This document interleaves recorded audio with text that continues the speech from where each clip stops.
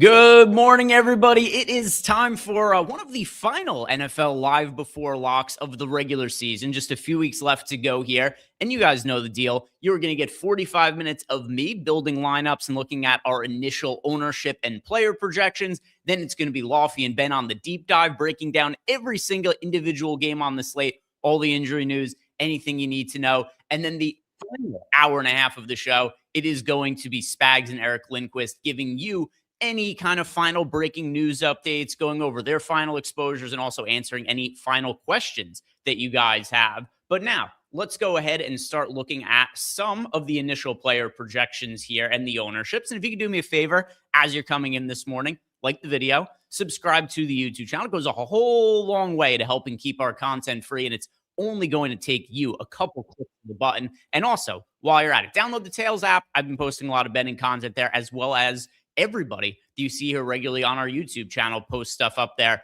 The majority of it is totally free as well. So go check out the Tails app. There's a link to download that down below in the YouTube description box. Let's look at the player projections for today, starting at QB. And we have here just two quarterbacks for projected of 20 plus fantasy points. We had like 6 or 7 on last weekend's slate. So not quite as many robustly projected QBs. We've got Josh Allen for 21 fantasy points and change. You got Bo Nix just over 20. And then in the 19 fantasy point range, you got Joe Burrow, Jared Goff, Justin Herbert, and Jacoby Brissett ownership at the QB position. You've got Brissett 13% owned this matchup against the Falcons. I'll be interested to see what ends up happening with Brissett and the Cardinals offense, because we've seen, 3 slates over the course of the last 6 months that were won by a Jacoby Brissett Cardinal stack, but in almost all of them, they sucked. It largely happened because of blowout time, where we saw the Cardinals struggle for the first 2.5, 3 quarters. They go down by 20 to 30 points, and then all of a sudden, you just see Jacoby Brissett nothing but prevent defenses in the later stages of the game, and the Cardinals don't let their foot off the gas in that situation, and they just play to lose by 2 touchdowns instead of losing by 4 touchdowns. So Jacoby Brissett has just been racking up garbage time points in a game that's expected to be more competitive. I don't know that the upside for Jacoby Brissett is maybe quite as high as what it looks like. But anyway, he's the most popular quarterback on the slate, 13% owned. Then you got Bo Nix, Jared Goff, CJ Stroud, Tyler Shuck, all 7 to 9% owned in the next group of quarterbacks there. Your top points per dollar plays in our projections, it is Brissett, Quinn Ewers, Gardner Minshew, Kirk Cousins, Tyler Shuck. We got a lot of cheap quarterbacks to look at on this slate. Running backs, we got a couple of really highly projected running backs for today. We've got Jahmyr Gibbs, just over 25 fantasy points. Same with Bijan Robinson. Devon Achane at 23.5 fantasy points. And something Lofty and I talked about earlier in the week is Quinn Ewers is now the starting quarterback for the Dolphins over Tua. And it's a couple of things going on there. First off, the Dolphins have been eliminated from the playoff race. So as a result, they want to get a look at Quinn Ewers, who is a 6th round draft pick as a rookie, give him a chance to get some reps and just figure out, is he a potential starting quarterback for the future? No, probably not. But could he be a backup for them? That's a possibility. And that's why it makes sense to give Quinn Ewers the start today, as opposed to Zach Wilson or as opposed to Tua, because in Tua, you have a guy who is injury prone, can be a serviceable game manager as a starting quarterback, but that's kind of the limit of him. At this point, there's a pretty good chance that Tua ends up becoming a career backup, which he's also only 1 year into a $200 million contract extension with nearly all of it guaranteed. But how this is going to relate to Devon Achane is, could we potentially see a little bit of reduced workload for Achane? We're already seeing it at the quarterback position. They've made a change there, but now they've also got Jalen Wright and Ollie Gordon as young running backs. Do they want to give them a couple of extra touches each just to see, is one of them going to be the backup to Devon Achane going forward? Because it's kind of been wishy-washy this year. It's been Jalen Wright some games. It's been Ollie Gordon. So I wouldn't be stunned if Achane loses out on a couple of touches. His prop lines are still really high, but really what I want to get at here is that if I'm paying up for running backs, I lean a little bit more towards Gibbs and Robinson over Achane, just because I have a little bit more concerns with what Achane's workload could end up being today. Then we also got James Cook for 18 fantasy points, Chase Brown for 17. Ownership at the running back position, Gibbs is 44% owned, Robinson 34%. Nobody else even more than 15% owned as far as the running back position goes. Your top points per dollar plays, it is still the most expensive guys in Gibbs and Robinson, then Aaron Jones, Kenneth Gainwell, and then Michael Carter, rounding out the other running backs that have the highest points per dollar projections for us. At wide receiver now, see what we're getting to at wide receiver. We've got here Amon-Ra St. Brown and Jamar Chase, both for around 22.5 fantasy points. Then you got a drop off 17 fantasy points for Lamb, 16 fantasy points for London, Jameson Williams, Chris Olave, and Nico Collins. Ownership at wide receiver, we've got 30% owned Amon-Ra St. Brown and 24% owned DK Metcalf, and then just under 20% ownership going to Jamar Chase, Jameson Williams, and Courtland Sutton. Our top points per dollar plays at wideout: DK Metcalf, Amon-Ra St. Brown, Jamar Chase, Courtland Sutton, Jameson Williams. So you're already seeing something kind of interesting here, where the top overall plays on the slate, not just in terms of projection, but even points per dollar, it's the spend up options: Amon-Ra St. Brown and Jamar Chase. At running back, Jahmyr Gibbs and Bijan Robinson. But there isn't a ton of value on the slate, which is going to make for some interesting decision points. And we build out lineups here in a minute. We'll have to make some of those decisions for ourselves. But one of the things that I think is going to make sense is, I say this pretty frequently and see it come up in the Sims a lot, but double tight end lineups, just because if we don't have super cheap players to go to at running back or wide receiver, it's going to be a little bit easier to save money just by rostering somebody like Dalton Schultz or Juwan Johnson in the flex, because they are going to project better than the running backs or wide receivers that are comparably priced.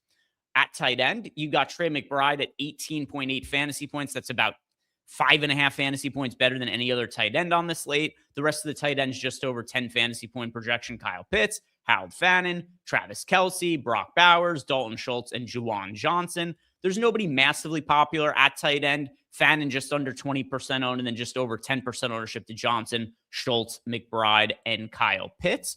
And then finally, points per dollar tight end: Harold Fannin, Taysom Hill at $2,500. Doesn't project all the well. He's just super cheap. So 7 fantasy points at $2,500. Then Dalton Schultz, Kyle Pitts, Juwan Johnson. Let's build some lineups now. And you guys, if you have any questions for me at all, if you want me to check out your lineup, leave a super chat. I'll be putting those up on screen and building out any lineups you have for yourself. Same if you are a Stochastic sub and you're in our Discord channel. If you have a lineup that you want me to build, simply tag me in Discord. I'll look at it and I'll plug it into the single lineup Sims. I see we already have one question here. It is from our guy, Matty Ice. He wants us to slide this in. All right. It is a Justin Herbert lineup. So let's start this going. Herbert with Gadsden as the stacking partner. All right. Aronde Gadsden. And then who else do we have in here? We've got Gibbs and Bijan Robinson. Okay, so the two spend ups. Then he wants us to use the optimizer to finish the rest of it and put it on 10% to first. 0% randomness. Okay, so let's just optimize around this and see what comes up. We've got Herbert, Gibbs, Robinson, Amon-Ra St. Brown, DK Metcalf. So we did get a secondary stack without even trying. Just the optimizer gave it to us. We got also, I forgot, we've got Gibbs. So Gibbs and Amon-Ra St. Brown, DK Metcalf. So we got a pretty substantial game stack in there. No run back from the Cowboys. We do have Xavier Worthy in this lineup. Taysom Hill showed up in the flex, and then the Raiders defense. All right, let's run the sim on this and see how it shows up. We will see. Came out fine, 78.7% sim ROI. No issues with that. Justin Herbert stack here from Matty Ice. So good start to the show. We got a positive sim ROI lineup. Now I'm going to build one here with the other side of the chalk in the Arizona-Atlanta game. So we know Jacoby Brissett is pulling like 12, 13% ownership. Currently projected to be the most popular quarterback on the slate, like we went over before.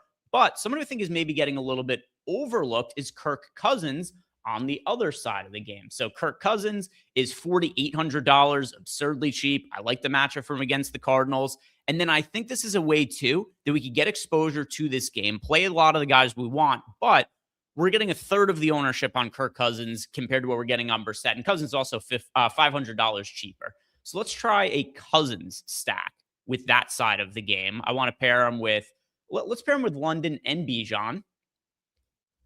Okay. And then for a run back for the Cardinals, let's see. Who do I want to go to? Do I go to McBride? Do I want to go to Michael Carter? That's another possibility. He's only $5,400. I think he's going to get a lot of workload today with Bam Knight out. I'll go to, for now, let's just go to McBride at tight end. Okay. Let's go to McBride. I'll turn the percentage to first up a little bit here.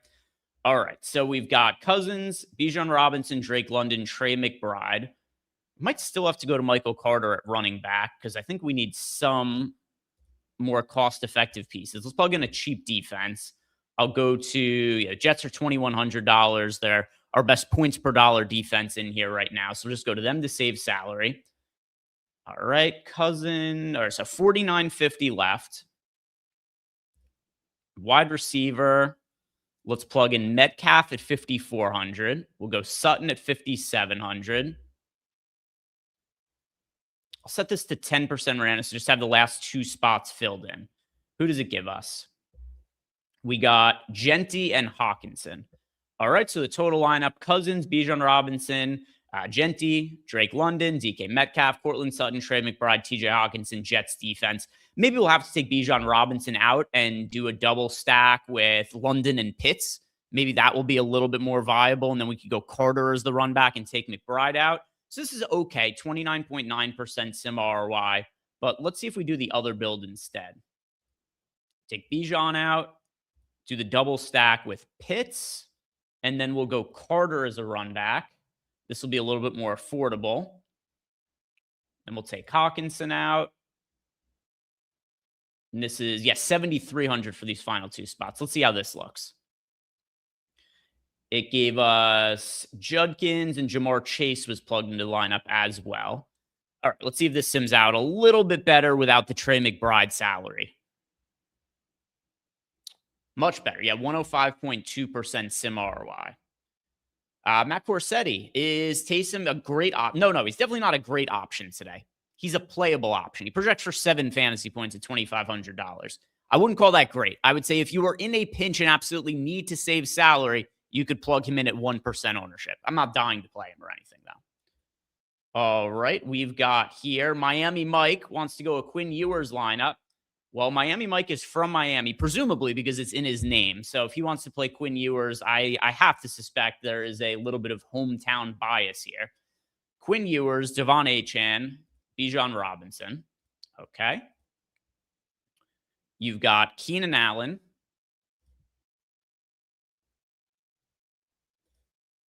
A Mitch, I assume that's Adonai Mitchell. We've also got Xavier Worthy. Big upside, I think, for Worthy today. The downside's apparent when you've got a pretty banged-up Chiefs team and it's going to be Gardner Minshew at quarterback, but no Rashee Rice. I think that there's a case for upside for Xavier Worthy in a matchup against the Tennessee Titans. You've got Darren Waller paired with Quinn Ewers. Okay, so a double stack. Quinn Ewers, Achane, and Waller. Then you got Jahmyr Gibbs and the Dolphins defense. Well, you're really going heavy Dolphins here. Miami Mike. Right. Do we leave any salary on the table? Just 100. All right. A Dolphins onslaught stack with Quinn Ewers, courtesy of Miami Mike. I don't want to take any credit for whatever this lineup ends up being. Better than I thought.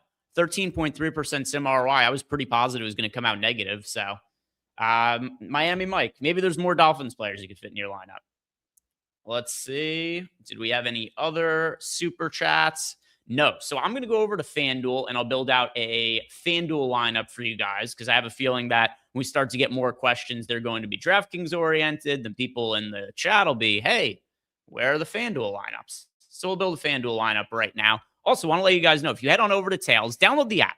Download the Tails app because one person who downloads the Tails app goes to my account. I've got a post up. Which player will score the most DraftKings fantasy points on the main slate today? If you reply to that post, download the app today, and get the answer correct, one person who does so is going to get a free Stochastic Sim sub. So go over to Tails and check out that post. Nothing to lose. Get yourself a chance to win some free stuff, too. All right, let's go FanDuel now. And on the FanDuel side of things, let's try a Bo Nix lineup. We haven't plugged in Bo Nix yet. I'm going to go Bo Nix to Cortland Sutton. As far as a run back goes, let's see who projects well on Jacksonville for us right now, if anybody. All right, so for Jacksonville, we've got Jacoby Myers with a decent projection. We've got Brenton Strange at 5,300. I'll plug in Jacoby Myers at 6,300. Okay, so if we go Jacoby Myers as a run back, we've got Bo Nix, Cortland Sutton, Jacoby Myers. That's going to be our game stack.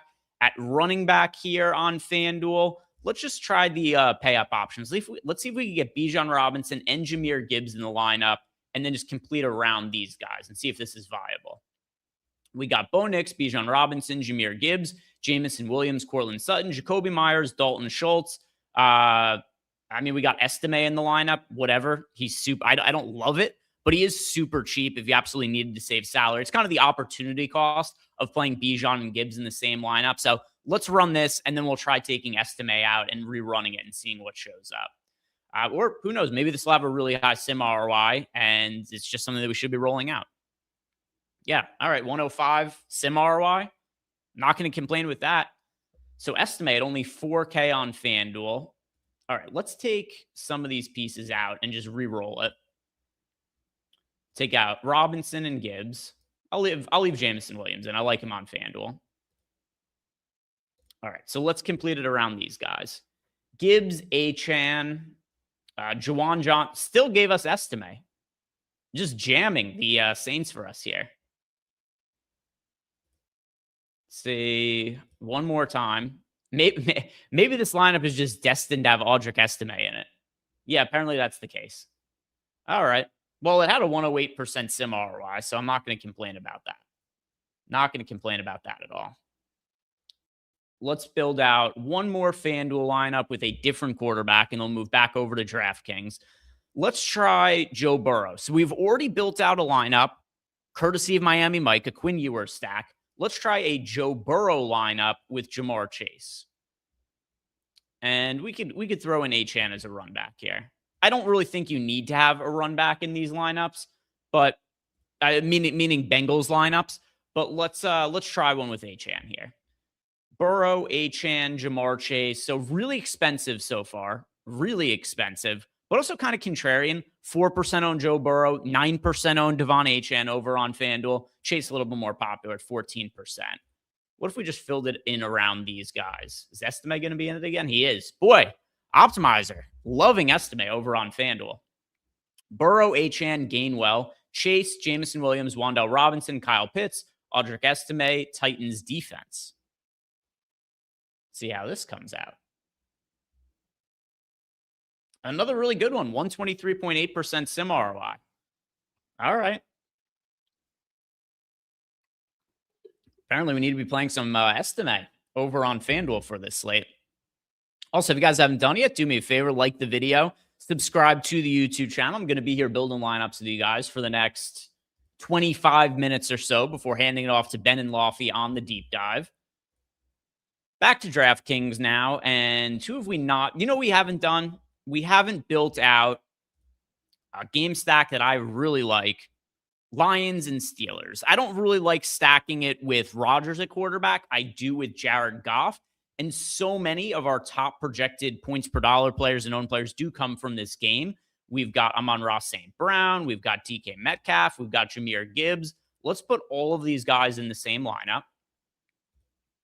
We could throw Gainwell in here, too, as a pass-catching back. He's clearly become the pass-catching back over Jaylen Warren. If we go ahead and look at some of the targets for these guys in recent games, I'm pulling this up right here. We've got targets for Jaylen Warren versus Kenneth Gainwell the last couple of games. 14 targets for Gainwell, back-to-back games with 7 targets for Jaylen Warren, 6 targets over the last 2 games, so back-to-back games with 3 targets for him. So pretty consistent. Last 2 games, 7 targets for Gainwell, 3 for Warren. Overall for the season, Kenneth Gainwell has now been targeted 65 times in the passing game compared to 38 targets in the passing game for Jaylen Warren. The crux of this being that in a game where I do expect the Steelers to be playing from behind. I think we should see another game of like 6 to 8 targets for Kenneth Gainwell. So let's plug him in and make this a really strong game stack. We've got two Lions, or two Lions skill position players and two Steelers on the other end of it. All right. And that gives us $4,000 left. Let's just complete it around these guys, just around this game stack. Who shows up? Ted McMillan, Harold Fannin, Juwan Johnson, and the Raiders defense. All right. How does this come out? So, double stack with a double run back. Really good. 88, all eights. 88.8% sim ROI for this lineup. I dig it. I think this is an interesting way to get a really heavily correlated lineup and just get a lot of exposure to players who, while they project really well and they're really popular, I don't know how popular this particular lineup construction is going to be. I don't know how many people are going to build lineups that have Kenneth Gainwell, DK Metcalf, Amon-Ra St. Brown, and Jahmyr Gibbs in it. One other thing we could do too. All right, let's try this. Let's try putting Jameson Williams in this lineup as well. Make it even a bigger game stack. All right, let's do this and see how this impacts the sim ROI. Is it too much? Does it not make a difference? Does it make it better? So now we've got 3 Lions skill position players with double Steelers run back, and then optimized it. We got Harold Fannin, Evan Ingram, the Titans defense in the lineup. All right, so the last one we ran had an 88.8% sim ROI. Let's see how it looks with the, all right, 112.5 now. All right, so these game stacks look really good in our data. Lions Steelers. What did I have of this in the sims that I ran before this? I had how much exposure to Goff at quarterback? All right, so when I ran the sims, I did have 9% exposure to Goff at quarterback. The breakdown was 5.5% double stacks, 3.5% triple stacks. Yeah, all right, makes sense. Makes sense. And no other questions in Discord, so I'm going to keep building the lineups that I want to build for you guys then. All right, who do we not use at quarterback yet? You know what's an interesting one? He's really cheap. He's got a good matchup. Not all that popular. Let's try a Gardner Minshew lineup. Minshew is $4,500, matched up against the Titans. He's only 5% owned. As far as backups go, Minshew is competent. It's not going to be rushing upside like Patrick Mahomes. It's not going to be the same kind of upside as Mahomes, clearly, but it doesn't need to be when he's only 4,500. So let's give this a run. Worthy and Kelsey?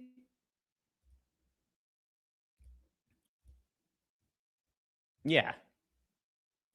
I asked myself the question. I thought about the answer before deciding what I wanted to do. So yeah, let's go Worthy and Kelsey as the double stack. I don't want to run back from the Titans. There's nobody I'm really enamored by on the other side of the game. At running back now, we could pretty easily actually go up to studs here. We could go Bijan Robinson and Jahmyr Gibbs. Yeah, let's look at this $4,800 left. Then if at defense, we go and plug in the Jets for really cheap again because they're $2,100. That gives us $5,700 left. So even with Robinson and Gibbs in the lineup, we've got $5,700 left for 2 wide receivers and a flex spot. Does it give us another pay-up wideout? Not quite. I like this lineup. Minshew, Gibbs, Robinson, Jameson Williams, DK Metcalf. So we've got the double stack of Minshew with Worthy and Kelsey. We've got a secondary game stack of Gibbs, Jameson Williams, and DK Metcalf. And then we've got Aaron Jones, who is one of the better points per dollar plays that we've not yet utilized in any of these lineups at, what is it, 50? Yeah, 5,200 for Aaron Jones against the Giants. I'm interested in this.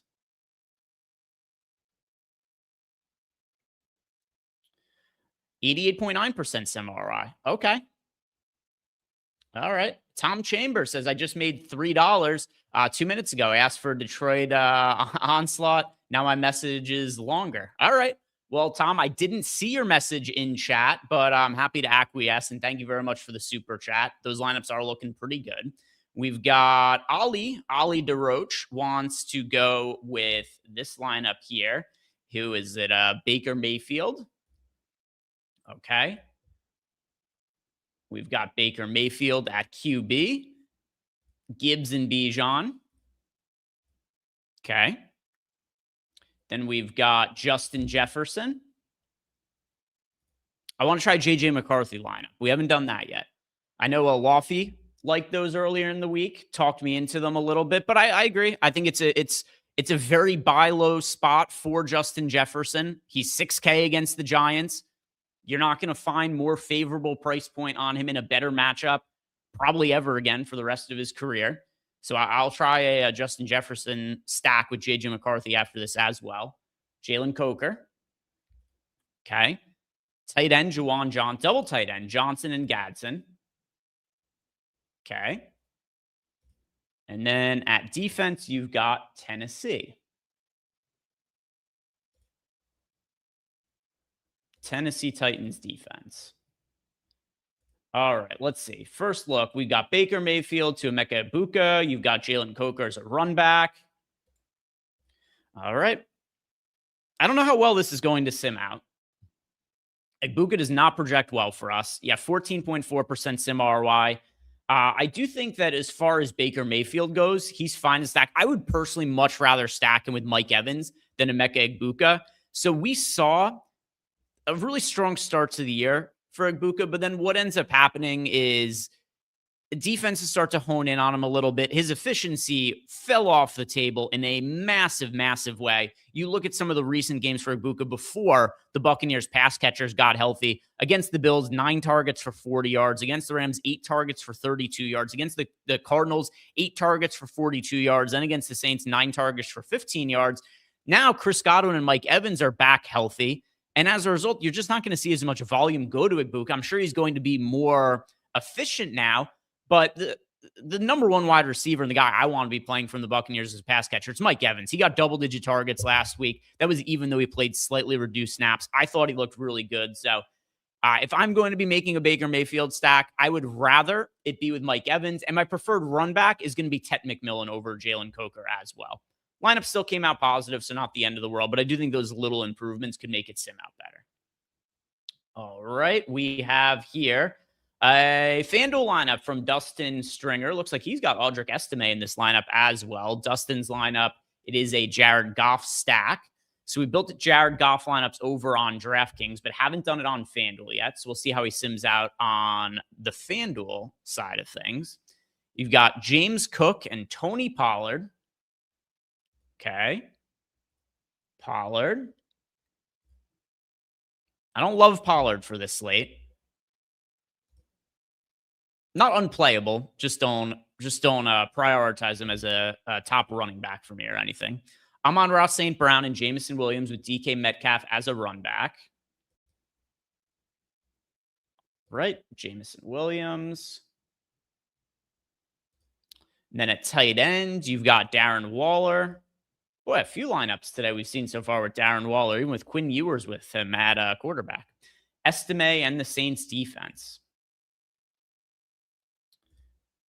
Estime and the Saints. All right, let's roll it out.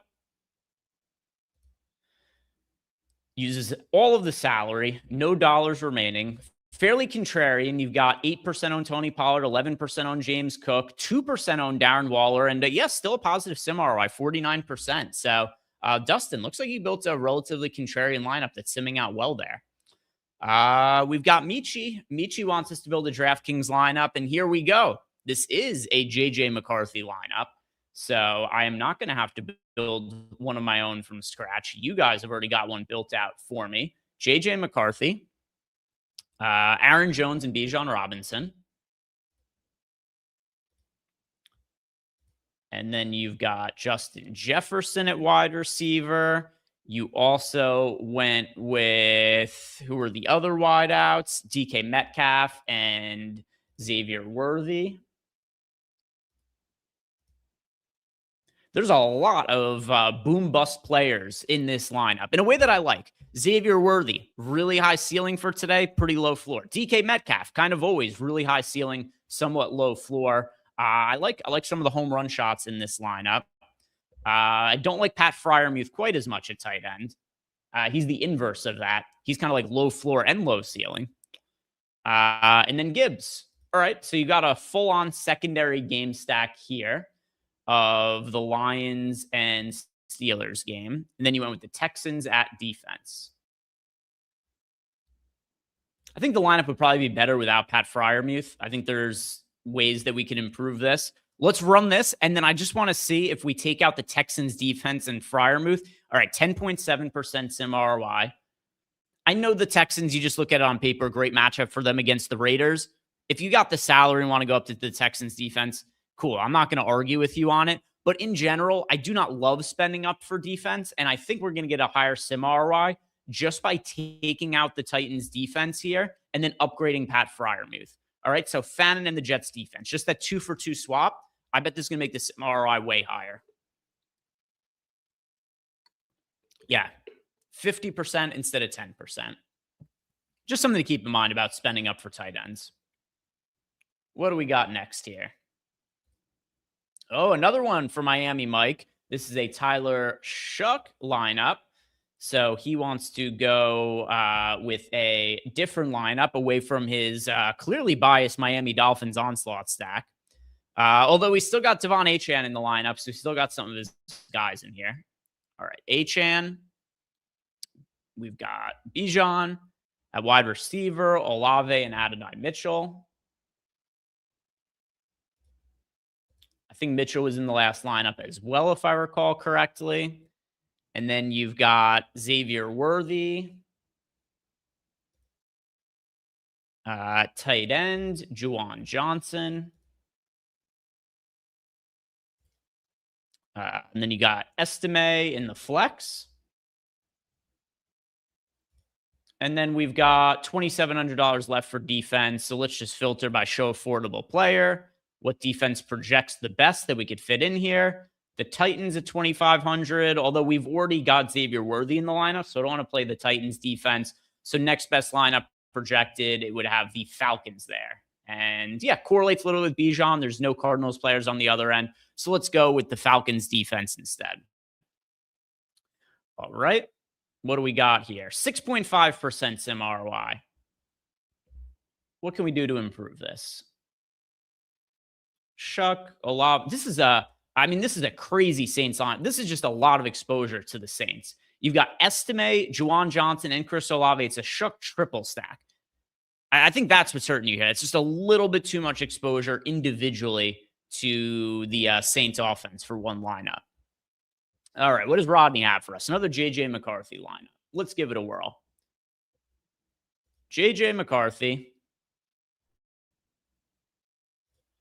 with Devon Achane and Jahmyr Gibbs. You've got,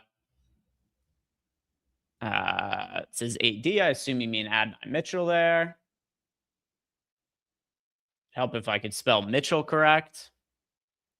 All right, then you got Worthy and Slayton. Do you not have a, you don't have a stack here with J.J. McCarthy? We're going to have to rerun this, I think, afterwards. We'll give this a go. I'm not optimistic, though, if I'm just being honest. Bijan Robinson, Titans defense.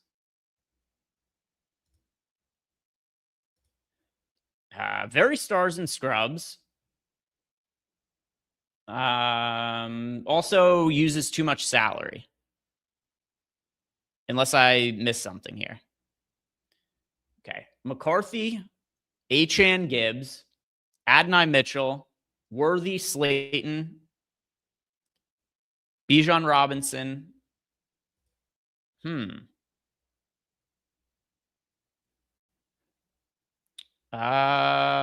Rodney, was this meant to be a DraftKings or a FanDuel lineup? Because you're over the salary here. And I don't think I've missed anybody.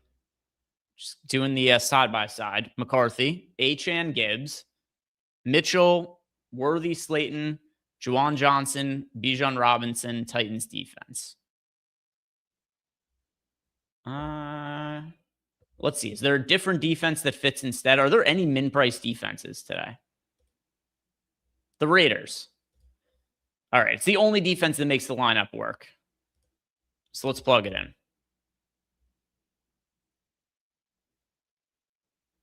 Oh, that's a good point. People in chat saying wrong Johnson. Could be. Yeah, I just assumed Juwan Johnson. What's the price point on Theo Johnson, though? Theo Johnson is 3,700.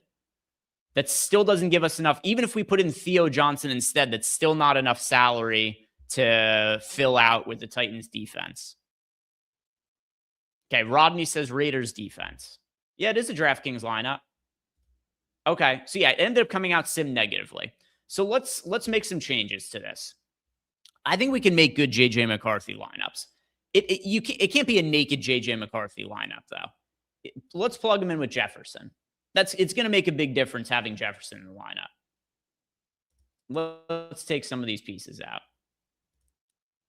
All right. Let's go Justin Jefferson.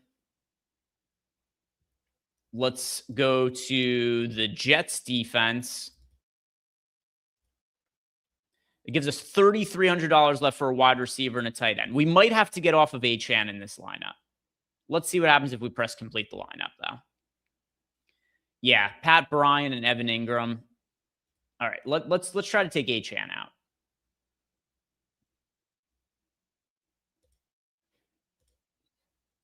Let's see what we get here instead. All right. JJ McCarthy, Jahmyr Gibbs, Bijan Robinson, Amon-Ra St. Brown, Justin Jefferson, Xavier Worthy, Aronde Gadsden, Evan Ingram, Jets defense. How does this one come out instead?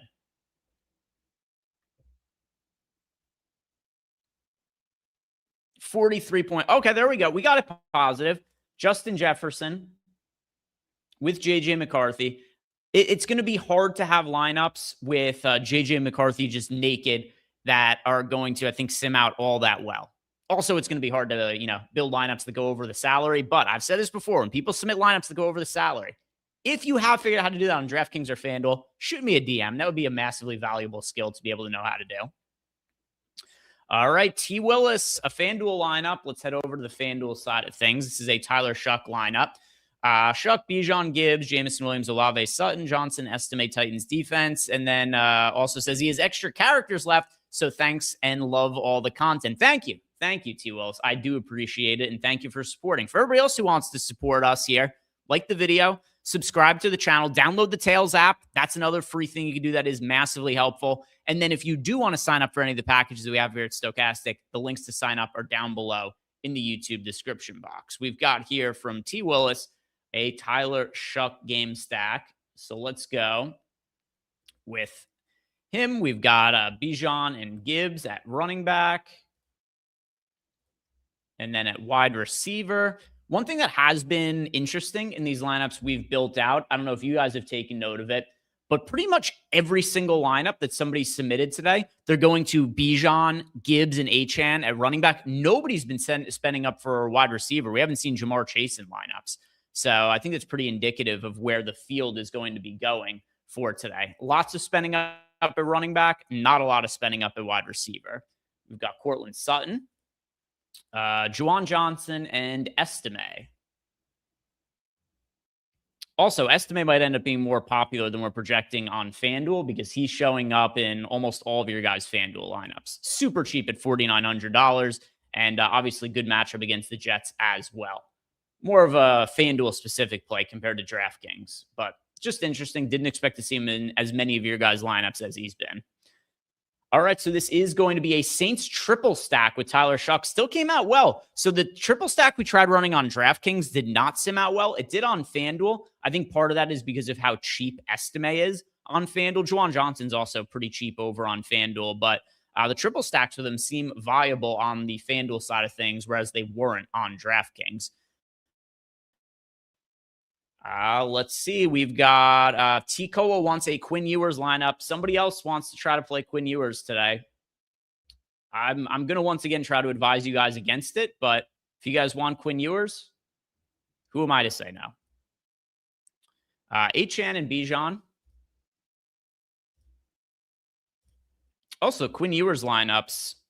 We've got the stag partners so far, Achane and Waller. Nobody's gone to anybody else on the Dolphins. All right, Nico Collins, DK Metcalf.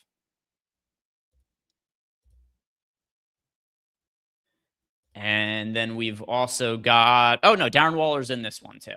Okay. So you got both of them. Waller at tight end and Michael Carter at flex. I like Carter a little bit this slate. I'm surprised this is the first lineup somebody submitted that has Michael Carter in it. And then Jets defense.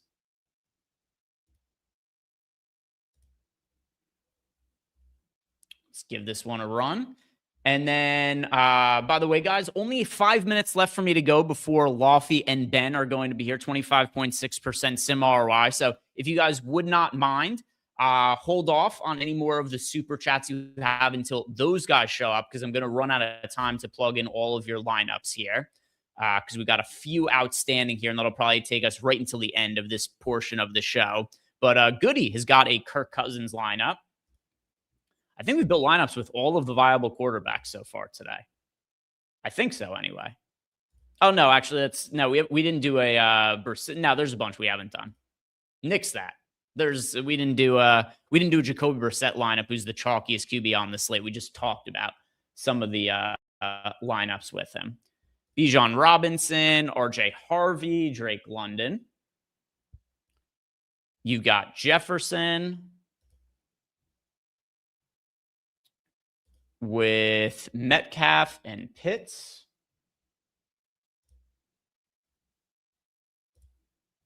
And I already have London because I'm an idiot. That's why I can't put London in the lineup. I already put London in the lineup. All right, so London, Metcalf, Jefferson I didn't put in. Then you've got Pitts at tight end. And you've got Fannin and the Chargers defense. All right, double tight end. I like this lineup. I think this one will come out well. Chargers. And then he says adjust if need be. I don't think we're going to have to adjust. I think it's going to stand out pretty well. Everything in here makes sense. There's no, 116% sim ROI. It's the highest DraftKings lineup we've had so far. So the best lineups that we've had of the Falcons stacks we made with Kirk Cousins have not had a run back. All right, what do we have here next? We've got Bees wants us to make a Bryce Young lineup. Bryce Young, who are you stacking him with? You've got him with Ted McMillan. Okay. We haven't tried a Bryce Young lineup out yet.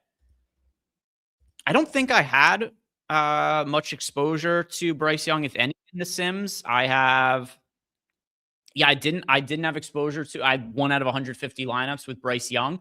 So not somebody I'm going to be prioritizing for the slate, but don't hate the matchup against the Bucs. High leverage game. Definitely one of the games I'm most interested in watching for today. You Achane, Gainwell. And then at wide receiver, Jamison Williams. You got run back there and Mike Evans. Nice. First lineup we built out today with Mike Evans. I think he's being slept on by the field. I like Mike Evans today.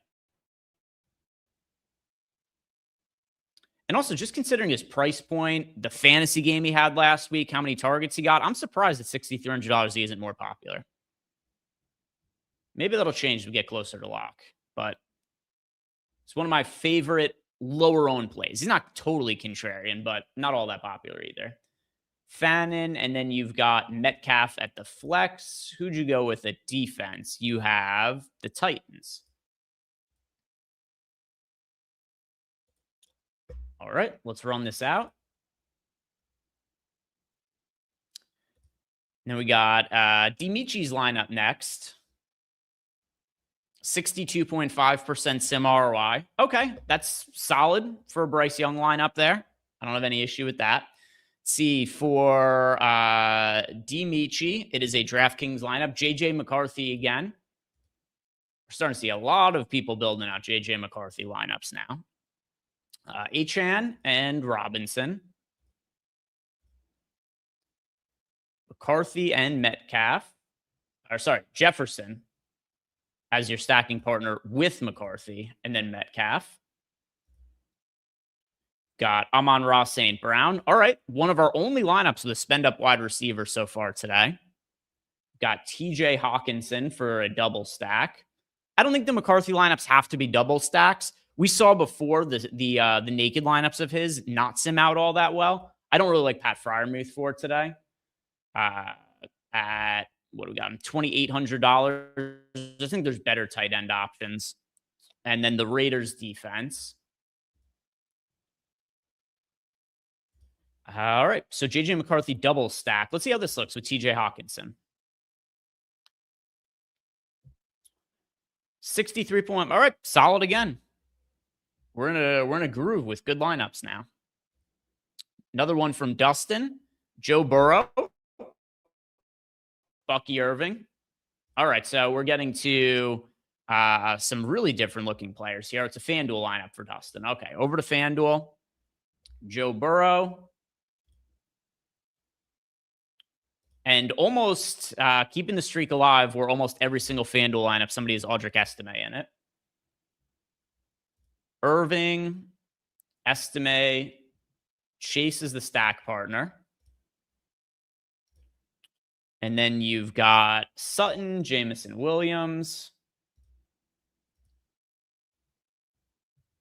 Rightfully so, but another thing I've noticed about the lineups we built out, almost everybody's lineups has some exposure to the Lions-Steelers game. I don't know that we've built out a single lineup that didn't have at least one player from that game so far.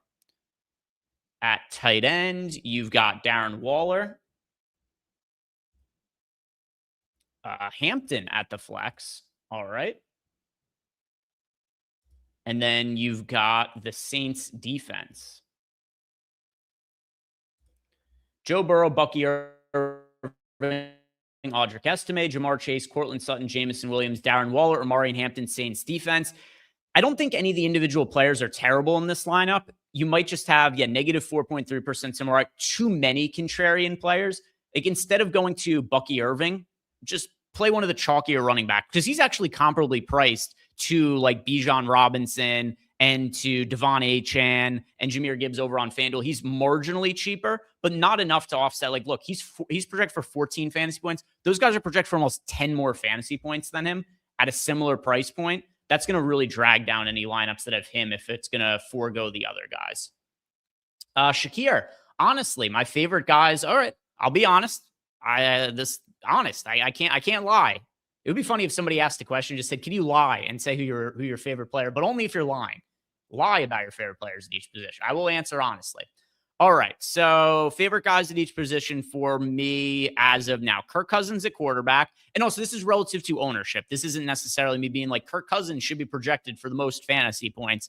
It's going to be relative to ownership and some of the chalk options. It's still going to be Jahmyr Gibbs for me at running back. So he's super popular, but I'm still overweight to the field to him, getting to a lot of them there.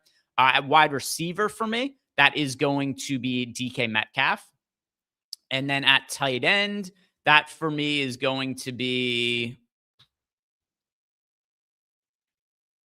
I guess I'll say Fannin. He's the chalk option, but yeah, Fannin. And then defense, just whatever you could punt with, probably the Jets. All right. Another lineup from Miami Mike. So we just got two more lineups left to build, and then I have to turn this over to Ben and Lofty, who are patiently waiting for their turn to come on here. So Miami Mike, Jared Goff. All right. So Miami Mike is building out a lineup here that doesn't have a dog shit quarterback for once, because all the other ones, he's like Quinn Ewers triple stacks. Here instead, we've got a Jared Goff lineup. Got Jahmyr Gibbs at running back. We've got Estime. And now at wide receiver, Amon-Ra St. Brown. All right, so still a triple stack. But this, I think, is a more reasonable triple stack than like the Quinn Ewers one we did earlier. Amon-Ra St. Brown, Jameson Williams. We got both of them in. Xavier Worthy. And then at tight end, you went Darren Waller. Miami Mike has never built a single lineup that doesn't have exposure to a Miami player in it. And then you've got, what does that say? K-All? K-All? I think it says K-All. I don't know what that means. DK. Do you mean DK? Maybe? Just says K, comma, all, comma, Atlanta. It has to be DK Metcalf, right? All right. DK Metcalf, and then a defense, the Falcons. No, the salary doesn't work then. All right. So let's just take Metcalf out. Just complete the lineup around here. Who showed up? All right. Genty showed up in the lineup instead.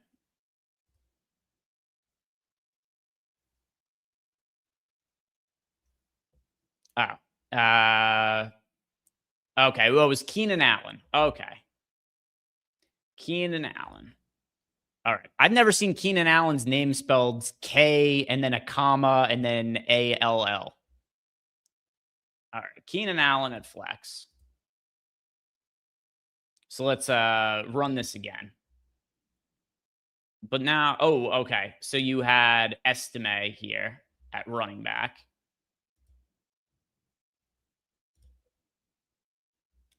But, all right. Goff, Gibbs, Estime, Williams, Amon-Ra St. Brown, Xavier Worthy, Darren Waller, Keenan Allen, Falcons defense. You are leaving $800 in salary on the table for this one, Miami Mike. But we'll give it another roll. We'll give it another roll and see how it shows up.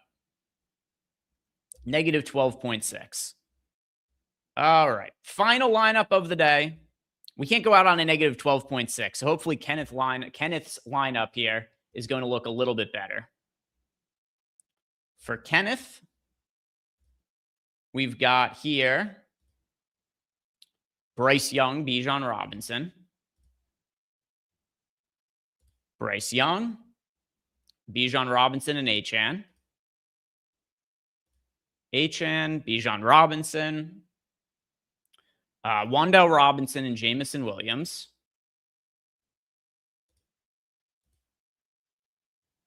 And who else? We've got Tet McMillan. At tight end, double tight ends, Juwan Johnson and Travis Kelce. Okay. And then at defense, the Titans. Hopefully they fit within the salary cap here. They do. All right. Bryce Young, Devon Achane, Bijan Robinson, Wan'Dale Robinson, Jamison Williams, Ted McMillan, Juwan Johnson, Travis Kelce, Titans defense. Big time pressure here on Kenneth to finish us out with a lineup with a positive sim ROI. And we got there. 50.8% sim ROI. That is going to do it for me here, guys. Thank you very much for watching. If you did not do it yet, like the video, subscribe to the YouTube channel. 3 more hours of football coverage coming up. Ben and Law for your next, so don't go anywhere.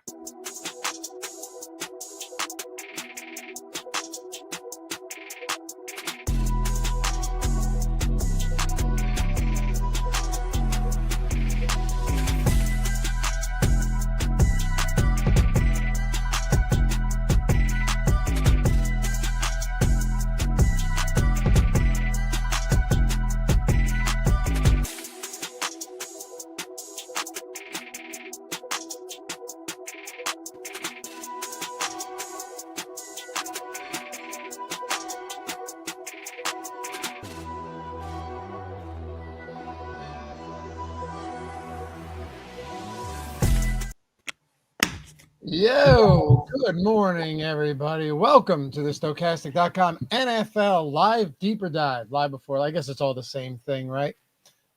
Don't shake your head at me. It is the live before lock. I mean, it's all the same thing. We are live. We are before lock. The real live before lock comes up after this, but we got an 11-game slate, week 16, a fun one at that. So glad you guys could join us coming in after watching Greg, or if you're just hopping in right now. We're going to break down all of these 11 games and have some fun with it along the way. Use the Sims to guide us as we typically do. Coming off a nice Eagles win yesterday, but man, that Packers game. I went to sleep. No joke. Did you? I had a bunch of buddies over for the Birds game, and they all stayed to the end of the Bears game. But let me tell you something, man. That's one of the most improbable victories. You're talking about like onside kicks don't even work this year. And what, 8%? And they get it. Romeo Doubs plays hurt. I'm not saying that's what happened, but he definitely stayed down after losing that one. And then in overtime, DJ Moore with, Caleb Williams with that monster heave downfield. I mean, that's insane too, because there's a real possibility that like one of these teams in the NFC North is going to be on the outside looking in at the end of this season. Yeah, and it easily could be the Lions, as we talked about. And it wasn't like I wasn't like, oh my God, I'm exhausted. I can't stay up. I was just like, all right, DFS is going to be middling. It's not good. It's not bad. Nothing's happening. I was fortunate enough. I had a really nice parlay with Dobbs to score. He already did that.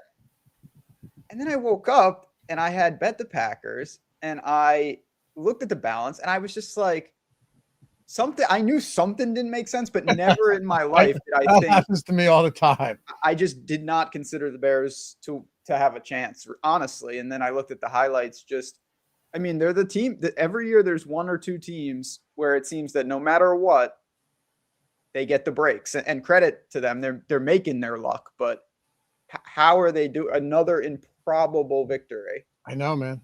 So we kicked off the week actually in a pretty fun way. I thought that game was just going to be garbage, and it ended up being good. Elite games, because Thursday might have been the game of the year. Oh, it was the game of the year. I also had Eagles minus 13.5. So of course the garbage cornerback takes a pass interference at the 4, and we don't get there. But enough about us. Win, lose, who cares? We got a lot to get into. Bit of a late start here today, so let's make it happen. You ready to dive right into this one? And I'll tell you what, I actually think it starts with may not be a good game that people want to watch. Your average casual NFL fan, maybe even a serious NFL fan who's not a bettor and who is not a DFS player nor a fan of either of these teams, is probably not going to want to talk about this. But the Jets New Orleans Saints game, there are pieces here, and we need to get into it. Oh, I put a bet on tails this morning and I wanted to label it. And I had to do a double take that it's week 16. 16. And so we're at the point in the season, you're going to be seeing a lot of bad games out there of two teams that have absolutely no chance. But if I know our viewers for the most part get this, but if you're new to DFS, let's just get this out of the way right now. Just because the game is meaningless doesn't mean it's meaningless here. Far from it. These are crucial games to the slate. Yeah, and not only are they crucial games to the slate, I mean, we would both agree that, yes, this game is meaningless in the sense that there are no playoff implications, nothing like that. But these teams don't just give up. Tyler Shuck is trying to – this guy's playing for a starting job. It's the NFL. Like, you don't have the luxury. You could be out of the league very quickly, especially if you're on a bad team. A lot of these guys are probably first, second year. We're going to talk about like the Quinn Ewers of the world. These are huge games, biggest games of some of these guys' careers, even though it means nothing. Anyway, let's dive into it. As always, very happy to have you guys with us. If you don't mind, take a sec. It's Sunday morning. Atone for your sins this fine morning. Hit that thumbs up. Subscribe to the channel. Goes a long way for us. We appreciate you greatly for it. I know Ben would say the same. It's true. He'd also tell you it's free of charge. It's the giving season, right? So, if you like this type of stuff, that's how you can help support us. And of course, going in today, taking a second, rating the Tails app if you're enjoying that. Maybe you tailed Ben's parlays. He hit back-to-back bangers. Greg's been crushing the parlays lately too. So if you're enjoying it, maybe having some wins, hit us with a rating over there. And one other thing, and then we're done. If you guys are using Tails, hit us up over on Twitter with a screenshot of some of those winning slips. Let us know who you tailed. Show us the process is working, because to me, and I know you'd agree, there's nothing more enjoyable than seeing that type of stuff. Like Vintage said, I tailed Ben again. Show us those slips, man. Love it. Let us know, because that right there is what it's all about. It's the same thing as DFS. There's nothing better than seeing all those stochastic avatars in those Hall of Fame tweets. It's a great thing. I mean, I was this is honest truth. When Dobbs scored, I was super excited because I won a good amount of money. But I immediately went to tails to see who dropped a comment to say, Of I had course. that too. It feels Of amazing. course. I love that, obviously. And You go there to are a lot Twitter of too. people. You see if it's on X. Yeah, it's good Yep. stuff. Yeah, it's good stuff. So let's do it. Anyway, we'll get the Jets out of the way first. I don't love the Jets today.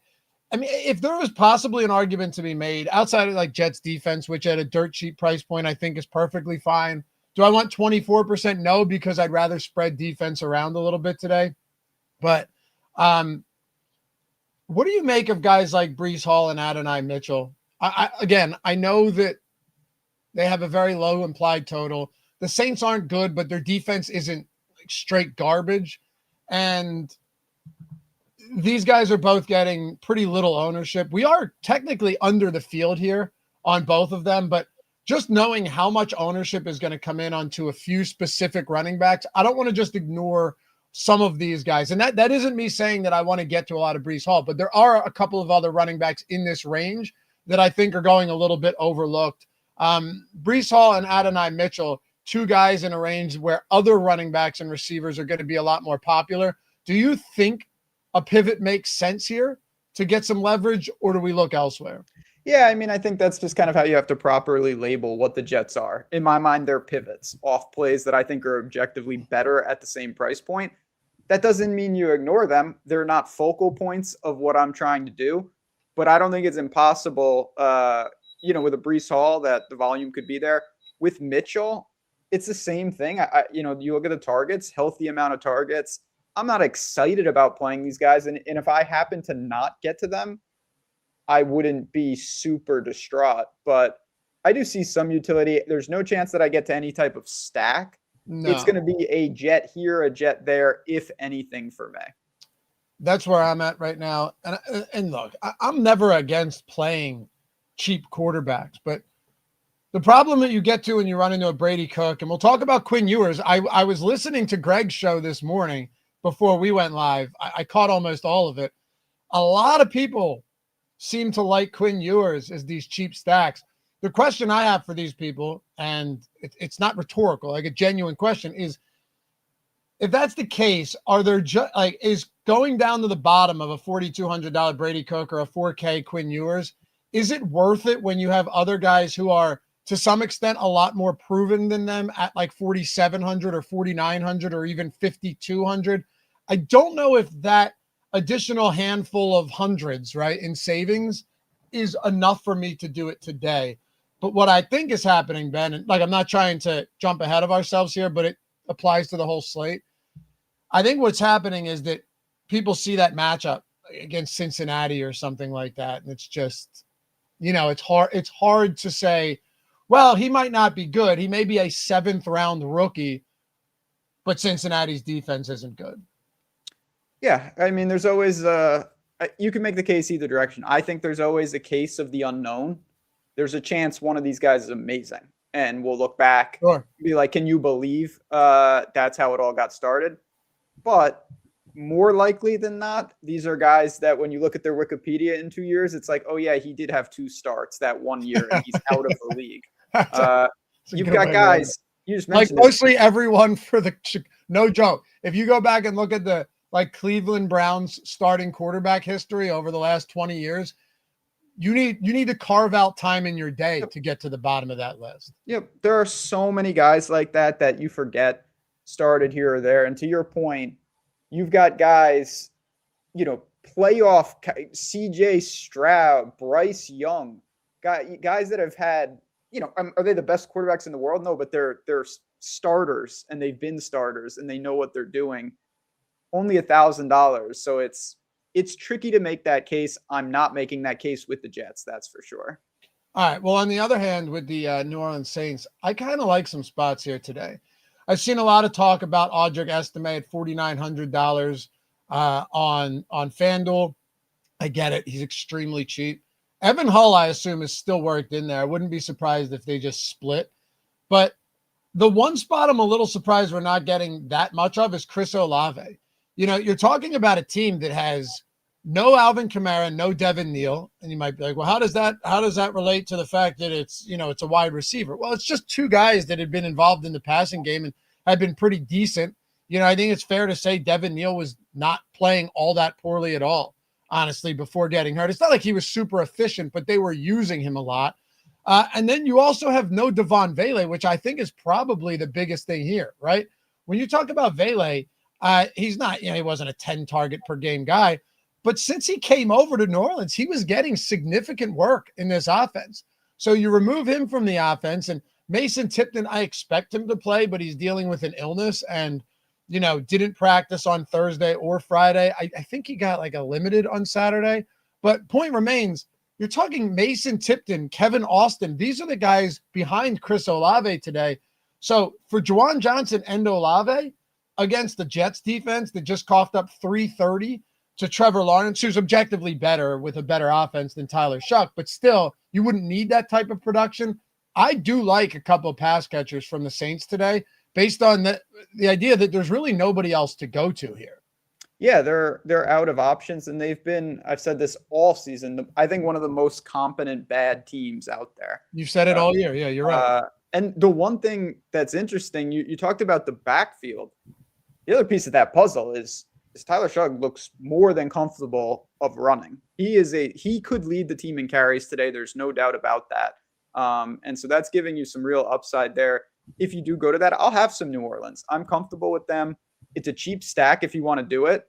It's an easy, one-off of a tight end or a wide receiver.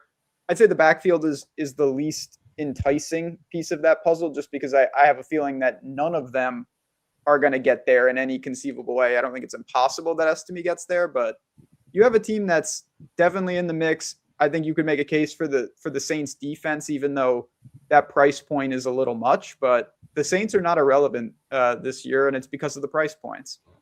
Yeah, they beat the Panthers twice in two really important games for the Panthers. But the Panthers are just the Panthers. The whole NFC South is I don't even know what to make of it. Are you cool double stacking Tyler Shuck here? Yeah, I'm fine with that. Yep. I prefer the skinnies, and here's why. You already mentioned it. I prefer the skinnies because Tyler Shuck can run. Yes, he can. And he has, been taking advantage of opportunities. He had 2 rushing touchdowns only a couple weeks ago, or a couple weeks removed from a 2-touchdown game on the ground.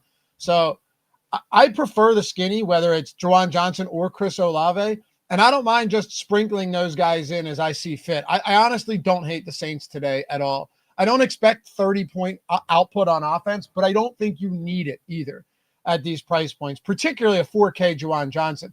The final question I have for you here before we move on, Taysom Hill. What do you make of Hill? We're getting 10% right now, and I do wonder how much of that is just the fact that this offense is so depleted right now that Taysom Hill kind of just gets forced into the offense more. Yeah, I mean, he's the ultimate vulture in a way, because you've seen this now. It seems like he always does this, but he goes months without he literally gets 0. Uninvolved, yeah. And so it's really tricky. It's a multi-pronged question because it's A, does he factor in? The answer could be yes, and that decreases your interest in the Saints. And then there's the answer of, does he factor in so much that you actually want to play him? I think those are two separate things. I lean more that he might factor in, but I still don't know if I actually want to play him. I'll have bits and pieces.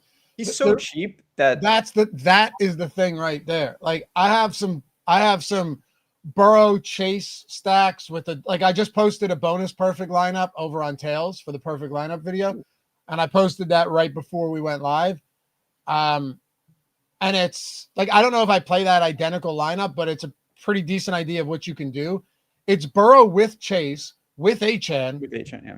with Amon-Ra St. Brown.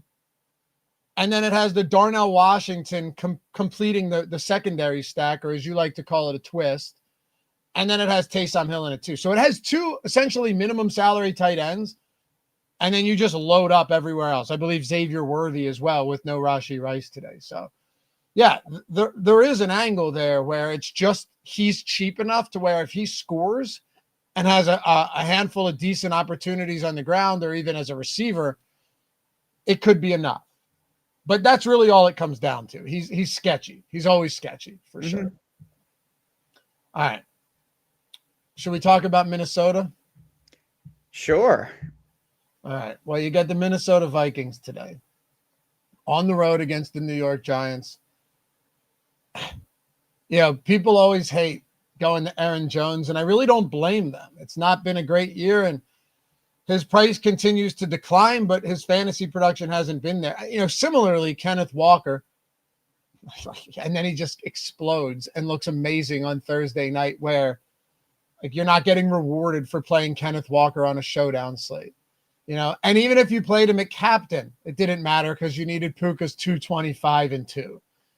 It doesn't seem fair. It really doesn't. Yeah, it's not. Fair. But then Aaron Jones, we're getting to him against this Giants team, a heinous defense. Their ground game is terrible. They cannot stop the run. I'm going to be honest with you, man. I really don't think I'm going to tamp down exposure here. I understand that it's a lot, but he's 5,200. And you guys, of course, free to do as you please. The Sims are overweight. We're getting 26. We're essentially doubling his ownership. The Giants are allowing 5.6 yards per carry on the year. I mean, that is on the year, Ben, through 15 games. That seems, honestly, it almost seems impossible over the course of the season to continue coughing up that much production on the ground. I like Jones here, but I always do, and you guys know that. So take my opinion on Aaron Jones with a grain of salt. Yeah, listen, I'm fine with that. This is a team that I don't think anybody, or maybe some people are. I'm not super impressed with what Minnesota's doing, but they are still a small favorite and a fine total against a team that has serious issues.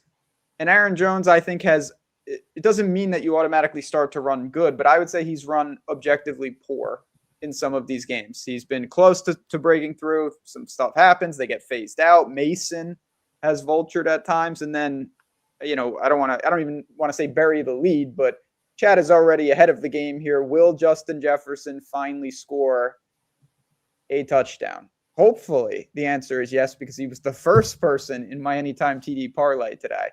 And first of all, he scored last game. It was a penalty.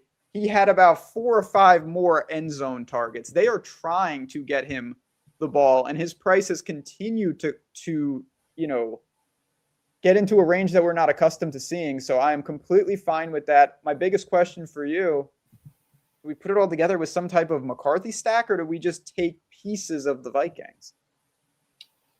Well, first of all, outside of Circa, Justin Jefferson's painted plus 135 across the board here. He's scoring. We're putting it on the board today. Justin Jefferson's finding that end zone.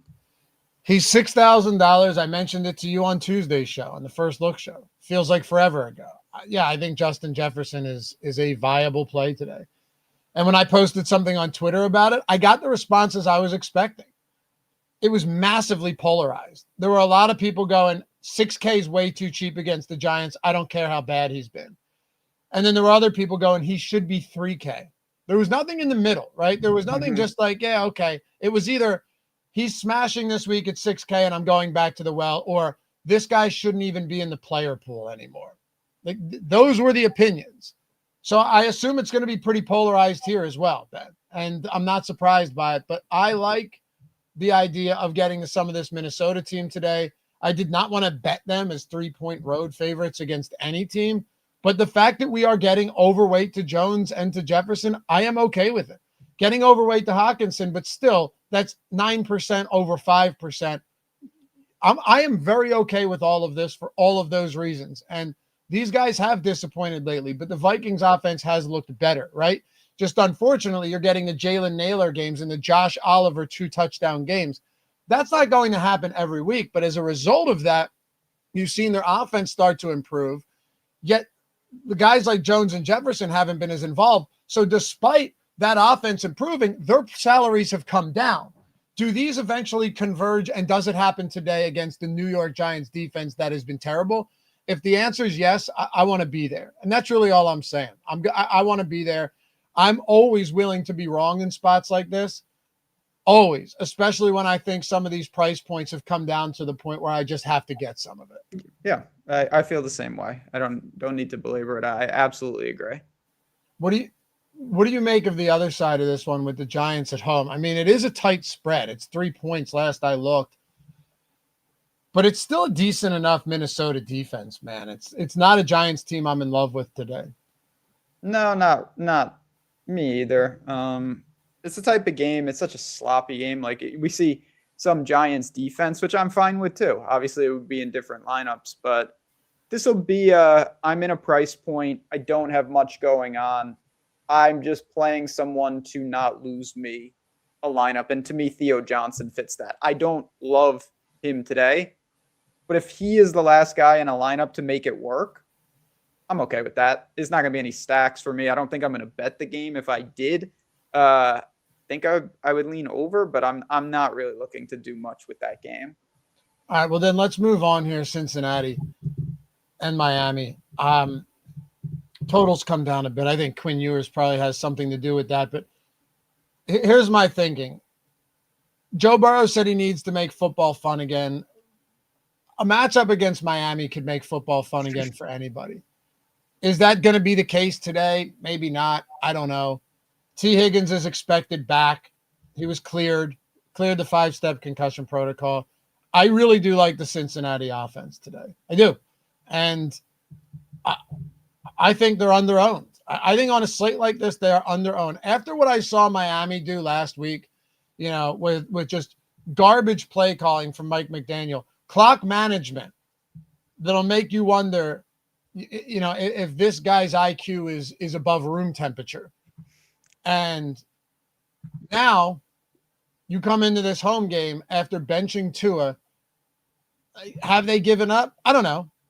I'm not going to say they have, because hell, we thought Miami gave up earlier in the year, right? Remember that? And then they came in and they beat the brakes off of Atlanta, and then they got a home win against Buffalo and smoked Josh Allen.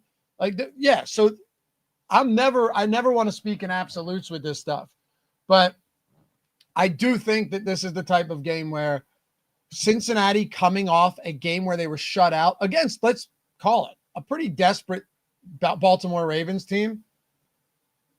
I really like Cincinnati today. I really like them. One of my favorite teams. How are you? Are you just looking to go skinny? I'll happily go skinny with Burrow and Chase. My biggest question now is, do I run it back with Achane, or because they're benching Tua Tagovailoa, do I have to worry about Jalen Wright getting worked in more and stuff like that? That is actually my one concern. Yeah, listen, we simply don't know. But I don't know. I tend to think, again, there's still a lot going on in Miami. I know this coach he seemingly got alligator blood. But I'm still sure he's trying to, it's not like he's planning for the future. Yes, they're getting some different guys reps, but I'm sure these wins would mean something still. So I'm not super worried about that. I get what you're looking at, and you just brought up what I was going to say on the screen. I went to the betting markets, healthy numbers for Achane. So that's why I'm playing. The books are fooled too, and the books don't get fooled that often. If you do think that's a pot, like that, the under there, if you could see this game being more of a white flag style evaluation game, the under on 119.5 rushing plus receiving for Achane would be a phenomenal bet. Yep. And so there are ways to get exposure to that stance within the game. But yeah, I definitely want some of the high octane weapons in a 47-point total with two teams that have shown real issues all over the place. And we know the big names. That's the one thing about this game for me.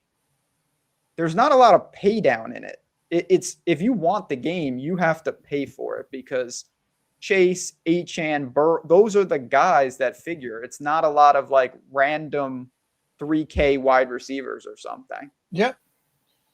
Yeah, no, look, it is not cheap, but I'm okay with it. Also, Darren Waller. Does Darren Waller make sense against the Cincinnati defense that has been garbage against tight ends? It's Quinn Ewers, though. Yeah, does he make sense? Sure. There's an unknown at quarterback, obviously. Big time. Goody said Achane's risky because McDaniels is a moron. That's true.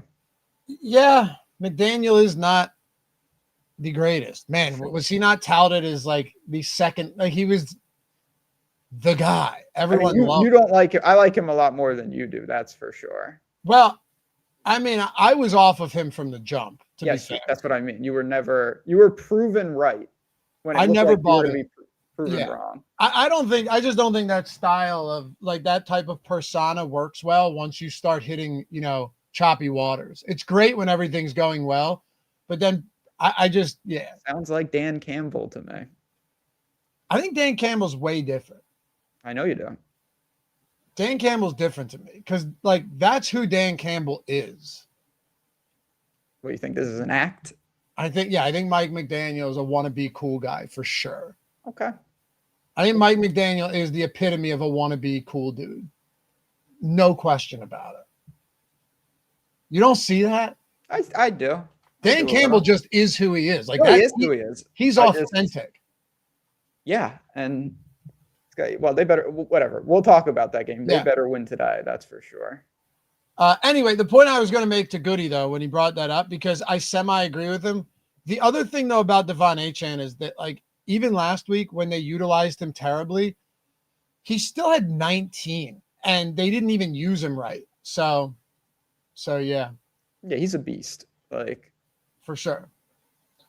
The fantasy boat. Shots fired. Get McDaniel on the Why would he ever do that, man? That guy's making tons of money, and I'm sitting here on a Sunday morning. I'm sure he's if he's watching, Mike, just hit that like button for us before you take the field. I'm sure he's checking it out. Chris, wow. Loppy's wife has a crush on McDaniel or something.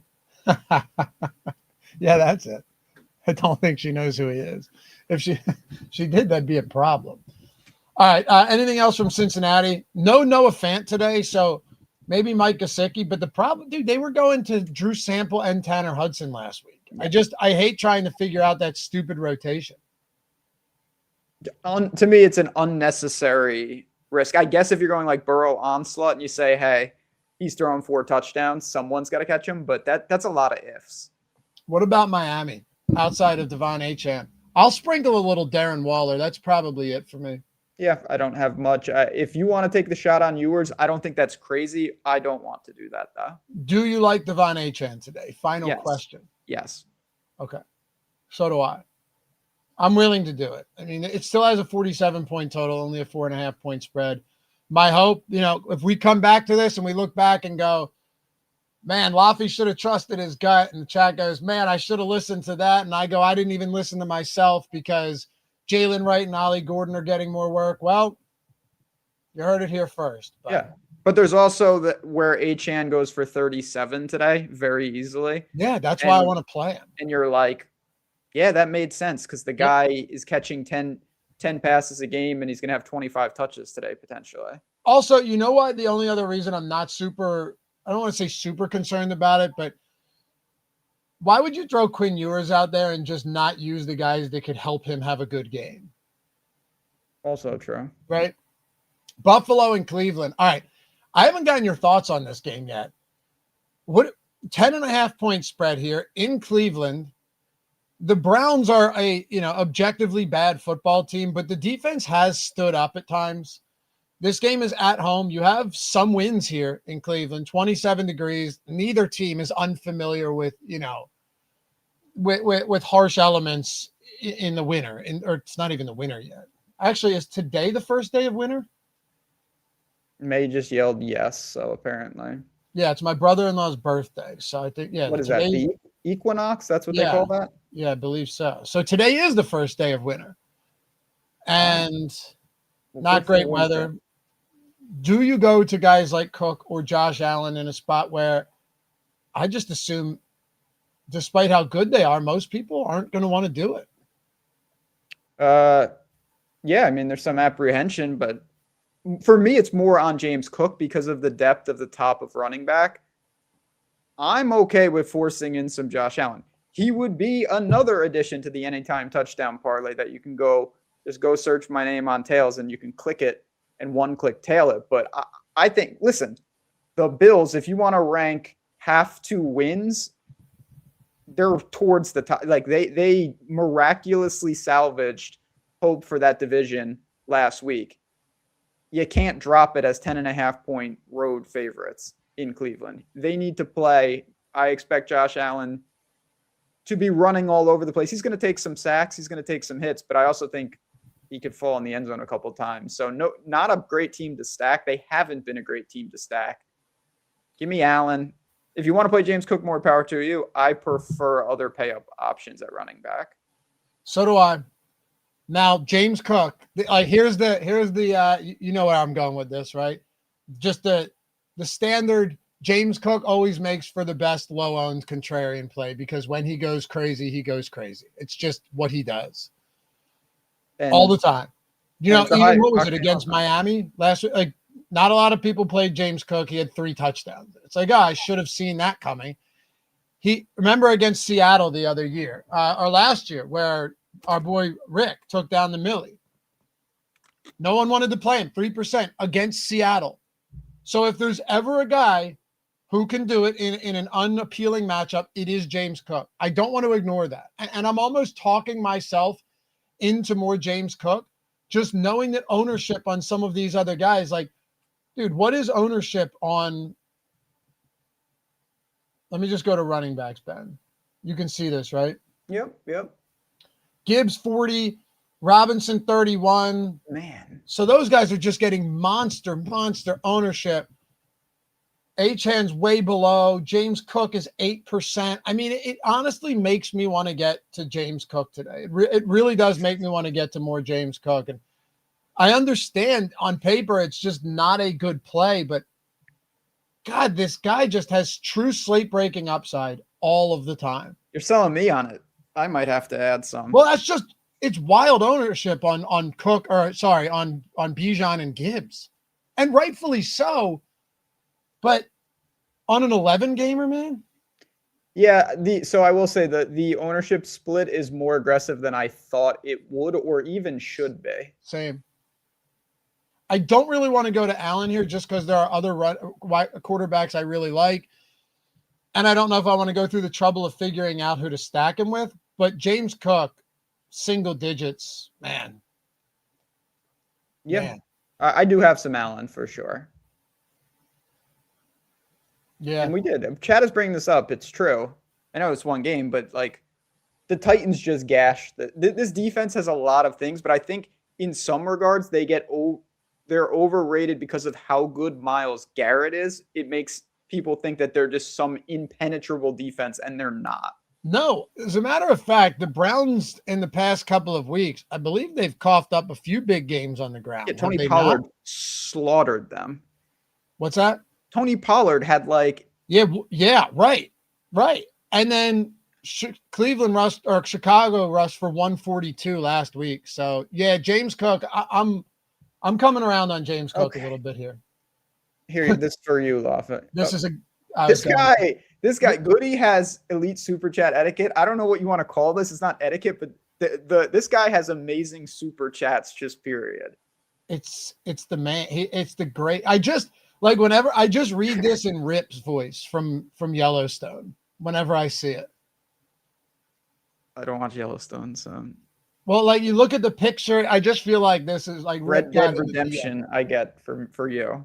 The real Bo Grizzly for shiz. Laffy helped the Grizz. For shiz. Laffy helped the Grizz. Nah, I get it. Turn $25. FanDuel bucks into let's go 250. We'll round up for you. Round up for me. Saying thanks. At this rate, Bo going to be ordering his woman online instead of going to the street corner. Thanks, guys. Yo, I thought you said there was a lady Grizz. Remember he was talking about there was a Mrs. He's a man of mystery. So I don't know if you'll find that on the testimonial collage on the site. Maybe not. But either way, I respect the upgrade. Congratulations. Mr. Grizz moving up to online sniz. Yeah, look at that. So you guys. Thanks, though, man. Appreciate you. All right. Jeremy, what's the overall bust for Bijan today? All right, let's see. No, wait, hold on a second. Let's see. We could do this. 20%, Gibbs 21%. Yeah, like Cook is a lot higher and he has a lower boom percentage. So I do get all of this, but He should. on paper, it's not as good a matchup. It's just more of these guys, God, they are so much higher owned than he is, which is pretty crazy.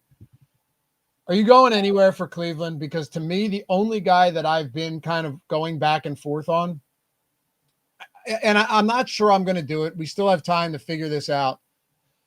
We still have over 2 hours to get lineups in. Harold Fannin Jr., obviously, just with no David Njoku and inefficient targets, but targets no less coming from Shedeur Sanders. He's clearly evolved into his favorite player or favorite target. Quinshawn Judkins, to me, is one of these spots where, like, if the defense for Cleveland manages to keep this game close, Judkins could be the type of guy that you need today. And I'm not saying he will be, but we know that this is a Bills defense that earlier in the year, against the Saints, right? And some of these other teams that are objectively worse than them have managed to keep games competitive because they get the ground game going early. Now, the Cleveland offensive line is highly suspect right now, but that Jack Conklin's on the IR, and I worry about that. They got a bunch of guys sick or on the IR and out. That sucks, and that's what keeps me away from getting to him. If this was a healthy offensive line, I think I would be willing to do it, but probably now I just sprinkle in a little bit of Judkins and don't prioritize him. That's where I'm at. Not saying I'm at 0%, but the guy has more narrow margins than I'm really comfortable with, and it is a 10.5 point dog. So they're probably trailing. I'm not saying he gets completely phased out, but it's not the best situation. He is drawing to touchdowns, plural, to probably really get there, or a bonus and a touchdown. It's not impossible, but it's not even close to my favorite play. So he's on the outside looking in for the most part. But you see what I'm saying, though. Oh, yeah, I definitely see it. Both of the running backs in this game.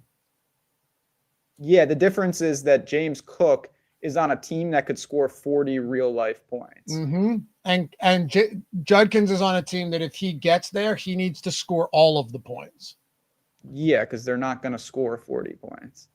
Where are you on Harold Fannin? And not just like I'm not asking you a cookie cutter question like, oh, he's fine. I like he's all right, but just knowing that he's still on a bad team going up against a good pass defense in a windy, cold game. Yeah, I'm still quite interested just because he's not relying on like a dot.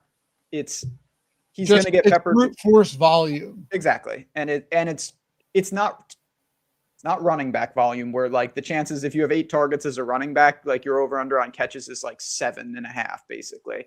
But tight end is not wide receiver either. Like Harold Fanning, if he gets 10 or 12 targets, it's super unlikely that he has like 3 catches because they're just very convertible targets.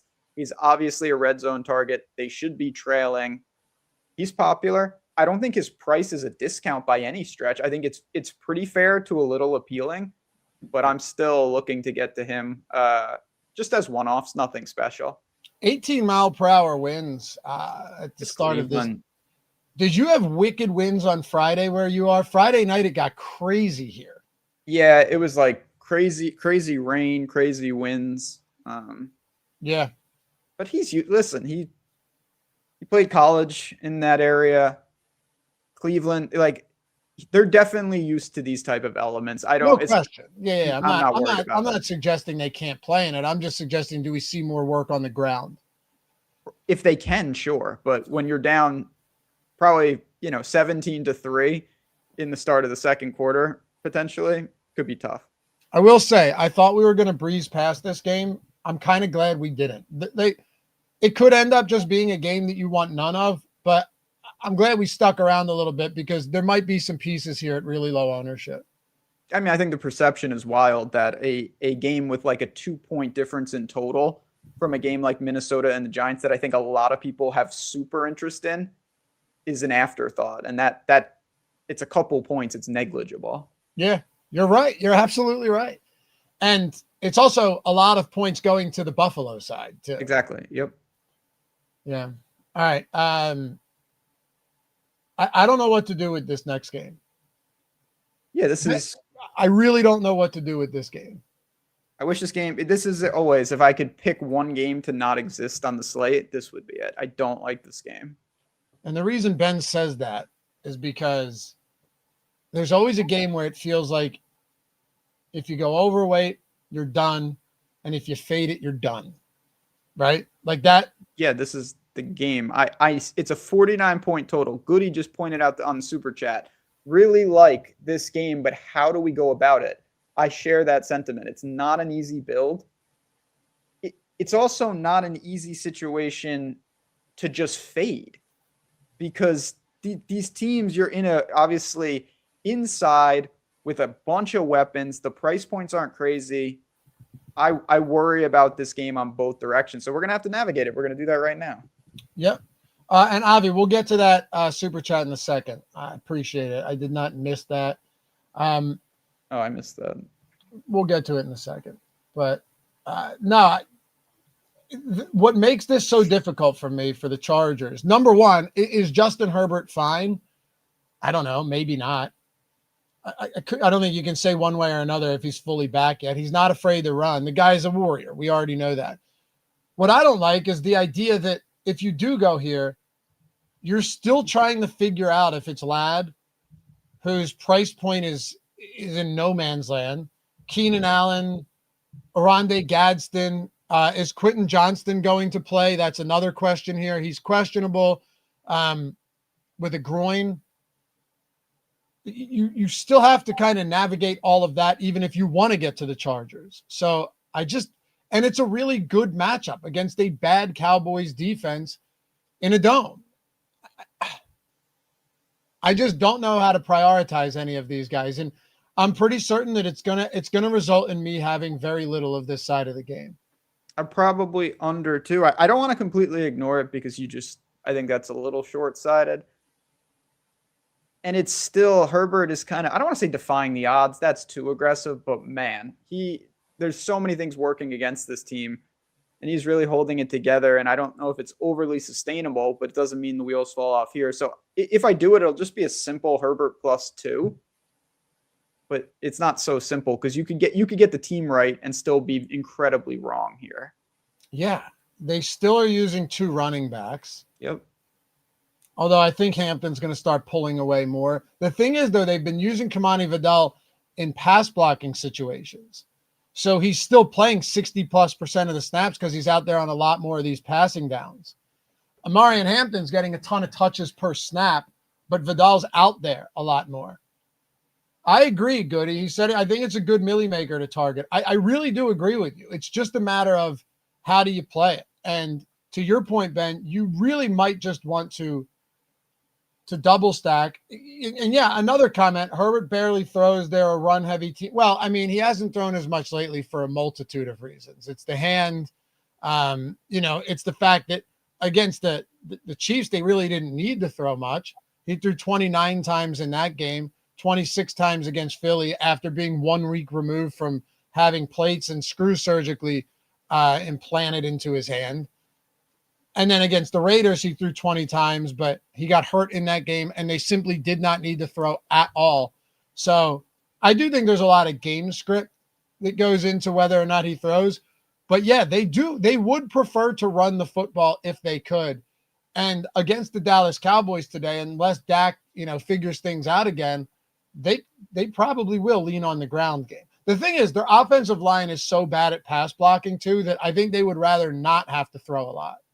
No, and listen, look at the identity of the team. Like, it's still, like, that's what they want to do from their coach down is control the clock and run the ball. On the other side, though, with the Cowboys, you're talking about a team that is eliminated. It's a tough matchup. These corners for the Chargers are really good. This is a good defense, and they're proving that out, right? I'm not sure if going up against Patrick Mahomes in his current state, his previous state right before the ACL, I don't know if that really tells you much, or the game with Jalen Hurts, but they are a good defense. They're a good pass defense. And it is, I am a little bit surprised that we're getting such a small amount of Dallas running the Sims, but I tend to trust the tools in these situations. It's still an 11-game slate. There are still a lot of close games with tight spreads. I don't know, man. Do I trust the tools here? History would suggest the answer to that is yes. Yeah, it's scary. There's no doubt. There's so many. I believe the Cowboys are officially done, and they are 30 years now. We enter the 30-year, 3-decade mark for Super Bowl drought. Good for them. Teams with expectations, the minute that they're like, I do think there's unquantifiable variables to that. Like if you're talking for pure leverage, I don't want to say mega mind genius because that implies that it's a genius move. But of all these big time receivers, I would assume that most people are least interested in in Lamb and in those guys just because they're not on a team that has any direction. They're rudderless. And you look at this game, you mentioned the matchup is not great. It's really, really tough.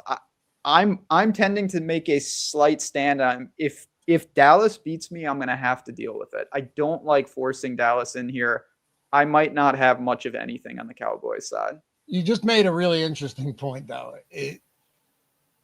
A team that was eliminated literally the night before they play this game. Yeah, that had expectations.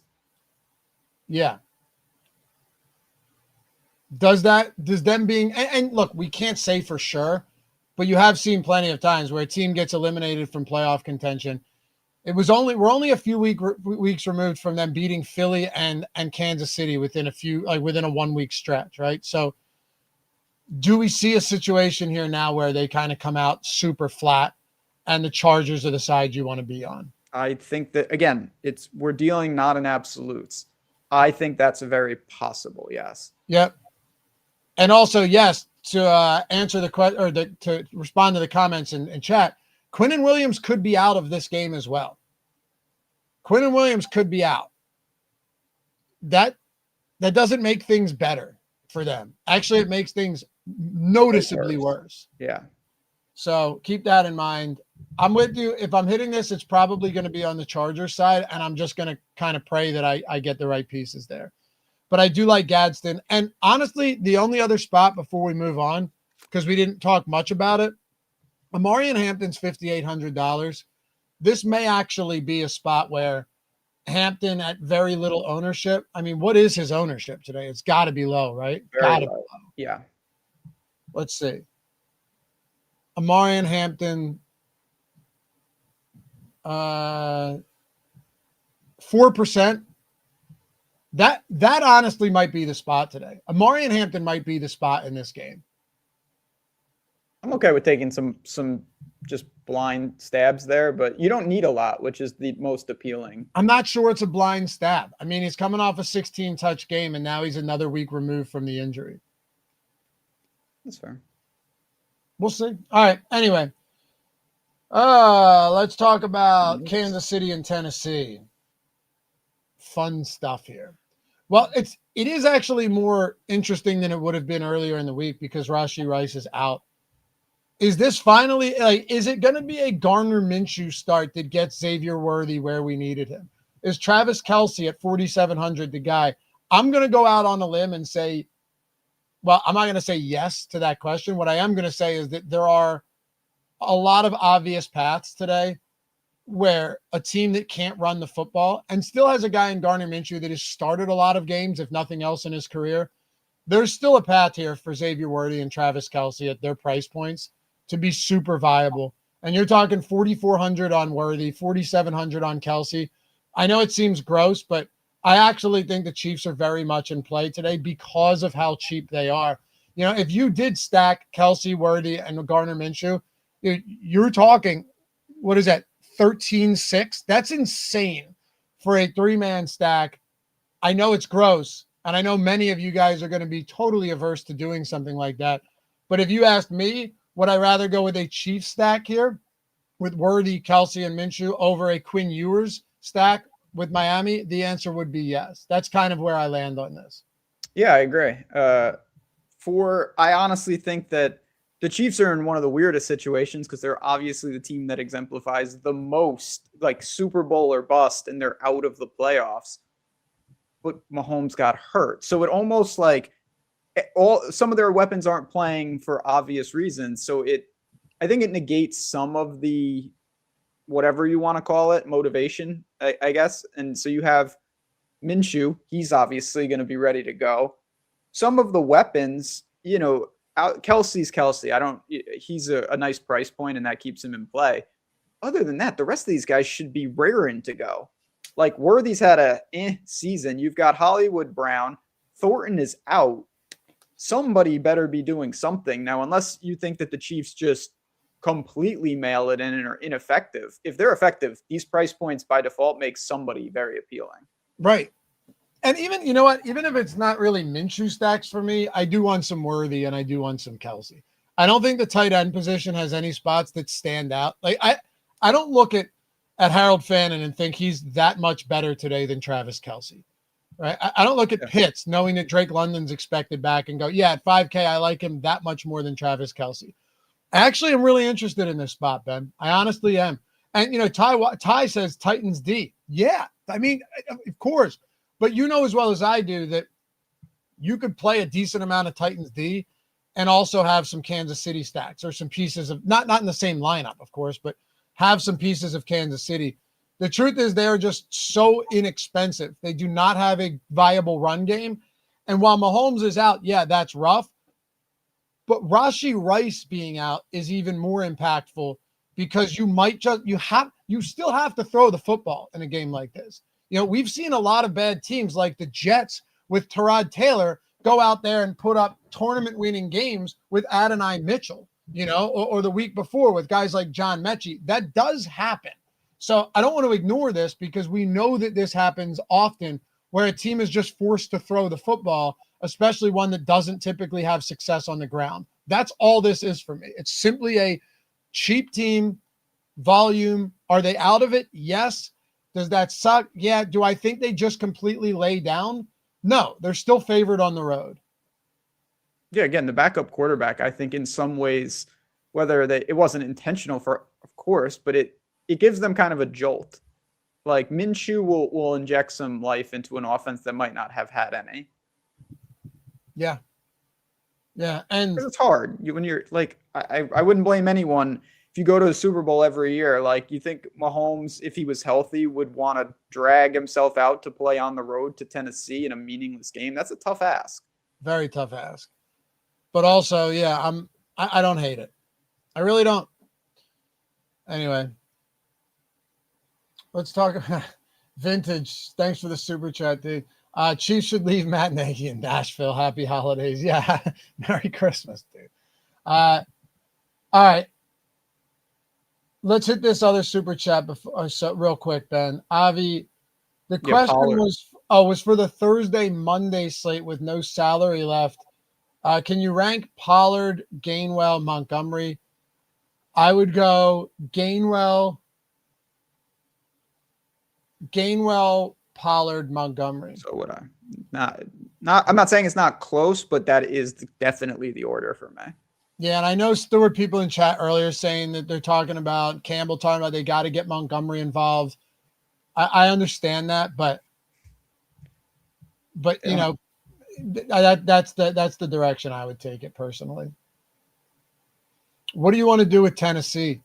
Because if you assume that the Chiefs, we know they're out, but if you assume that they're still going to go and play football, this is still a top 5 defense in the league. And I know you're not going to disagree with, I don't think anyone's going to disagree with that. So if that's the case, Tennessee, maybe there's some life here. There is no Trent McDuffie today, which is significant. That guy's phenomenal. It's still a pretty good Chiefs defense that can apply a ton of pressure, man. And I don't love this. Outside of, like I said, we're getting some Titans defense. I don't think I get to much of this Titans offense today. Not doing anything here. Again, is there a chance I have a Titan in a lineup? Sure. Like maybe a random tight end or the defense, but no, I'm not chasing. Tony Pollard has shown some life lately, and he's one of my favorite players. not here. It doesn't feel like this is the week. No. At all. It is the week, though, to go tail your touchdown parlay. It has been. Yesterday was the day to do it, but now I got to – the boosts make it so nice. Yeah, but didn't you hit a three-legger on Saturday, awesome, too? Yeah, I hit that was in college football. I've just been on a nice little spurt in these, like I said, these boosts. Like the one today, Lofty, it's 14-1. You look at the players, it's not like, oh, I just need like wide receiver 6 to catch his first. Like these are big time names. Josh Allen's in there, Jefferson. Like it adds up really quick. You're doing the Sunday prayer. You got some big names in that. Yeah, we have some fun with it. That's the whole point. But also a lot of really sharp plus EV bettors on there. Like they post free picks. They also have quality VIP. I talk about Edge Zone all the time because I love guys that show the results of everything within their models, and that type of stuff to me, for a lot of you guys, is going to be really important. There's just a lot of really good ones out there, but not just them, a lot. And you can check the leaderboards. If you're someone that likes long shots, if you're someone that's, looking for, it doesn't really matter what it is. There's all different stuff on there that's going to show you who's on a heater, who's betting these long shots and winning these long shots, who's trending, all of that stuff. Of course, you could go back to last week for that one and see most profit. All of these guys, Skilo just stays crushing. That's ridiculous. But you go into the free picks page and then you see, all right, all of these trending topics, expert lottos, promos. The promos and boosts, I think, is one of the most important ones. You're boosting all of these on FanDuel and doubling your odds. Sunday, 1 o'clock window, come in. Look at this. You want to tail it, boom, you click tail. It puts up the odds, the best number on everything. I think it's especially important and helpful for parlays because if you want to tail something, what do? You go in, you tail it. Now you don't have to put any of that into your bet slip. You just click tail parlay and you're in. So I'm loving this, man, and we're building something great over there. You can comment now, which is another huge thing. Been doing a ton of giveaways there too as we build this platform out. So if you're not there, use that link down below. Follow Ben, follow myself, and all of these other great experts that are on the platform as we continue to grow it. Of course, download the app too. That would be the wisest thing to do. Did you know on the leaderboard? I swear to God, I didn't know this. Did you know on the leaderboard, if you go to the heater one, you can click it and it shows you what bet was in there? Yeah, hold on a second. I never knew that. I never knew that. Or I'm sorry, long shot. Go to long shot. Yeah. With the long, yeah. So where is it? So it's like, oh, this guy hit a 20. There you go. It shows you the bet. I never knew that. Shout out to our devs. Very, very cool. This one was just a one leg Connor McDavid over 2.5 points. That's sick. Yeah, it's awesome. How do you become? If you are interested, you can just shoot us an email. We'll get you set up. There's an apply page as well. Yeah, you're more than welcome. Build a there are a lot of people who have built a following because it's all about that here. Quality over quantity. That's what the whole point of Tails is. Yeah, just shoot us an email. But anyway, come check it out. And if you have that time today, a couple minutes while you're watching the games, leave us a rating. We're trying to get to 1,000 ratings on the Tails app before the end of the year. And I mean, you guys are critical. You guys are the reason we have as many as we do. That's not lost on me. But as Christmas rolls around, you have a couple seconds today. Hit us with a rating and a review. We're at 841. I think we can do it, man. I think we can do it. You could even rescind your like in this video and use that as a 5-star rating on Tails because we got 10 days to get 159, and I think we can do it. So thanks in advance. All right. Anything else in this Titans game you want to keep moving? Get this game off the screen. All right, let's go. Talking about the Tampa Bay Bucks and Carolina. Here's a weird one, right? Because the Tampa Bay Bucks just have not looked right. No, like they just have not looked good at all. And now you come into a game against these two teams are tied for the top of the NFC South at 7-7. Once again, it's kind of a race to the bottom, except not. This is why I don't like the idea of I don't think a division winner should automatically get a home game. I think they should automatically get a playoff game, but I do not believe they should automatically get a home game. I don't believe there is any reason a team could finish with 9 wins and have a home game while a team with 13 wins in a tougher division has to play on the road. To me, that's insane. But I guess that's a conversation for another time. Do you want to get to the Bucks today? And if so, how do you do it?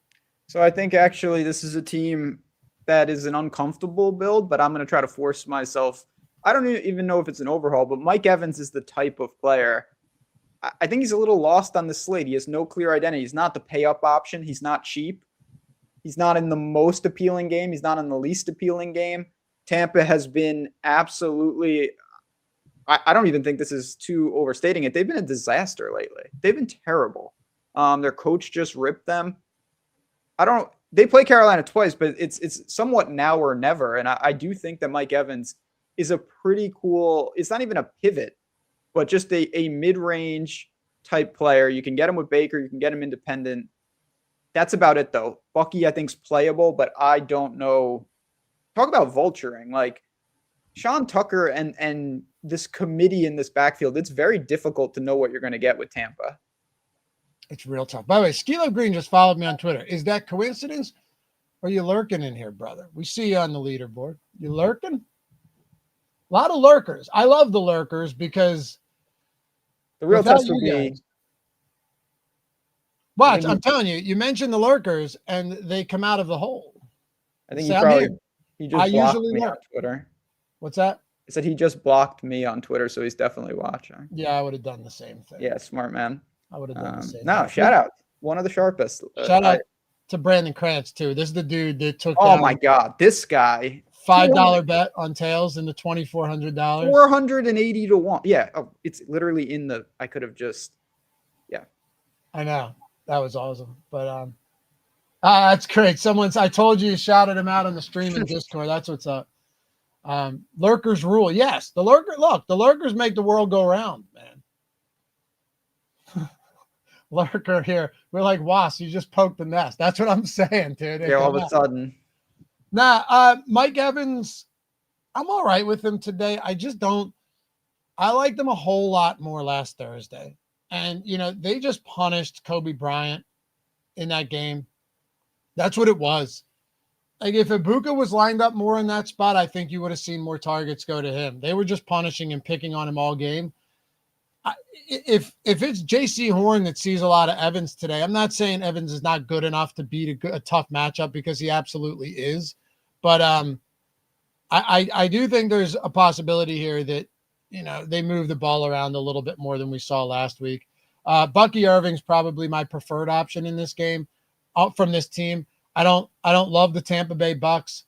I hate to say I'm willing to die on that hill of not getting to much of them, but it appears to be the case. And I can't get to every team. Like, I can't get to every team when I'm not going to tell you guys every team looks good. Then it's just, what's the point? I do like Teteroa McMillan on the other side, though, coming off a really ugly game against the Saints. Tampa's secondary does not look very good right now. Like, there are some, I know Tyke Smith was out last game too, and that certainly doesn't help, but I'm not buying into this secondary for Tampa right now, despite the fact that they've gotten healthier.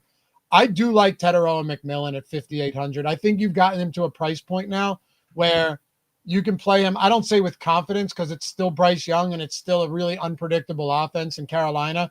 But this is a really important game on both sides. And Tampa does limit production on the ground unless you're just elite. So Teteroa McMillan is actually my favorite play from this game, believe it or not, Ben. He's mine too, but that's more by default than anything else. Price point. Price point.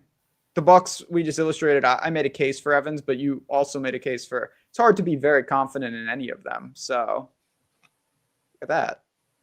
Guy's been waiting for his moment. Treasure Warriors. I love it. 6 years. I told you, man. Yeah. You got to time it. Can't be too careful. A 6-year wait. It's all right, because I know that guy's been hitting the like button the whole time, and that's really the lurkers. Absolutely. Yeah. They keep the lights on, man. Mm-hmm. Anything else here? Anything in the backfield? Any Jalen Coker? If you go to Bryce Young, sure. Yeah. But aside from that, mostly McMillan, Evans, and Bucky. Do you get to any Ibuka today or anything like that? Kind of the same. I'm hedging it the same way. If I get to Baker, there's a chance, but no, not super independent. Yeah, listen, Coker, I know a couple people are asking in chat. I think he's fine. He's in the Adai Mitchell bucket for me of mid fours that I'm okay with. This is going to sound weird, but if there's one guy that I worry about burying me today, it's Emeka Egbuka. Yeah, that not even on my radar. So No, I mean burying me because I'm not getting to him. No, like, I know. Oh yeah. I just now everything is shifted where it's like Mike Evans. No one wanted to play Evans on Thursday, which he was fine, and now it's like, well, Mike Evans is back. And Emeka Egbuka has been no good for a while, for an extended stretch. This just ends up being the 8 receptions on 9 targets for 150 and 2 for Emeka Egbuka. That's how I feel about Dowdle. Yeah, could be. All right, so Atlanta and Arizona. You know what's weird about this game is if Arizona doesn't have to play from behind, then what does this team look like? And Marvin Harrison Jr. is expected to play, but they're saying they're going to work him in slowly, which makes sense. This team's been out of it for a significant amount of time now. What does this look like if they're not playing? Because I don't care what anybody says. Their matchups since Brissett took over have been brutal. Like every week. You don't get a tougher schedule than in Houston, against the Rams, Tampa Bay, Jacksonville, who's clearly a real team. Like this is a real team now. San Francisco, Seattle, Dallas, they beat Dallas, Green Bay, and Indianapolis when Indianapolis was healthy. That is truly a disgusting schedule. But on the same token, it's like how much of that tough schedule and then falling behind was the catalyst for Jacoby Brissett having those big games? Yeah, and then there's also the question, we may never know what will happen because the Cardinals are so bad that they may play from behind forever. Could be right. It's not like I like him in this game. The Falcons stink, but they're still a slight favorite. If I'm betting this, I'd take Arizona. I'm not betting this game. I can't get the Cardinals right. The Cardinals, they're not the Raiders, but they might as well be. Just disgraceful. But there is a lot of this reminds me of the first game we talked about, where we talked about irrelevant teams that are just very relevant. This is a game with big time weapons on both sides. Bijan is up there with Gibbs and with Achane. I have no problem with any of that, obviously, but Drake London, do you think that muddies the water at all, or are you fine with still? Yeah, I think it muddies the water for sure, man. It's just such a tough. This is another stupid game. I wish I could take this game off the slate too. I do like Michael Carter today. I don't even think Atlanta's run defense is bad, but I think when you're playing in a more neutral game script, a projected neutral game script compared to what we've seen, they've been huge dogs almost every week. That somebody like Michael Carter just by default could get there. You know, Amari DiMercato has really fallen out of favor. You know, he had virtually no opportunities last week, and this whole backfield is hurt anyway. Connor went down early.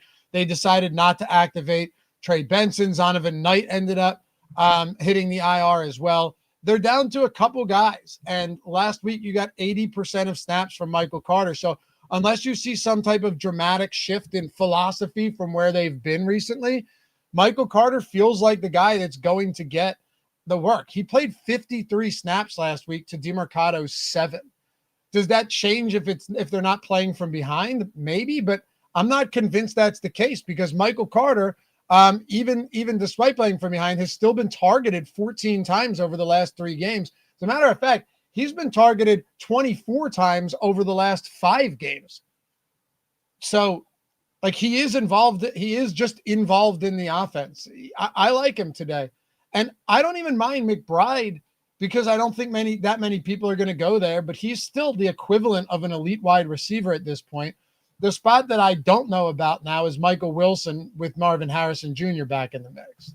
Yeah, I mean, again, it's not like he can't get there, but you're buying somebody whose role is not indicative of his price now. Like, his price has ascended because of how dominant he's been, and now it is a little tricky because what was a cheap, I mean, it wasn't that long ago where you were talking about Brissett, McBride, and Wilson for like 15,000 total. You know what I mean? Yeah. And now look at them. You're talking about almost 20,000. Mm-hmm. That's a lot. That's a huge difference. Massive difference. So I do like Carter.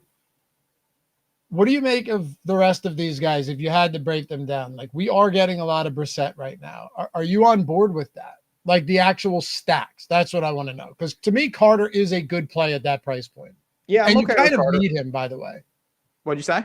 I say you kind of need Michael Carter a bit today if you wanted to pay up for some of those receivers in really favorable spots for guys like Bijan, Bucky, or not Bucky, but Bijan, Gibbs, Achane, those type of guys. I think that's why we're getting a lot of Aaron Jones and Michael Carter, and I really don't hate it.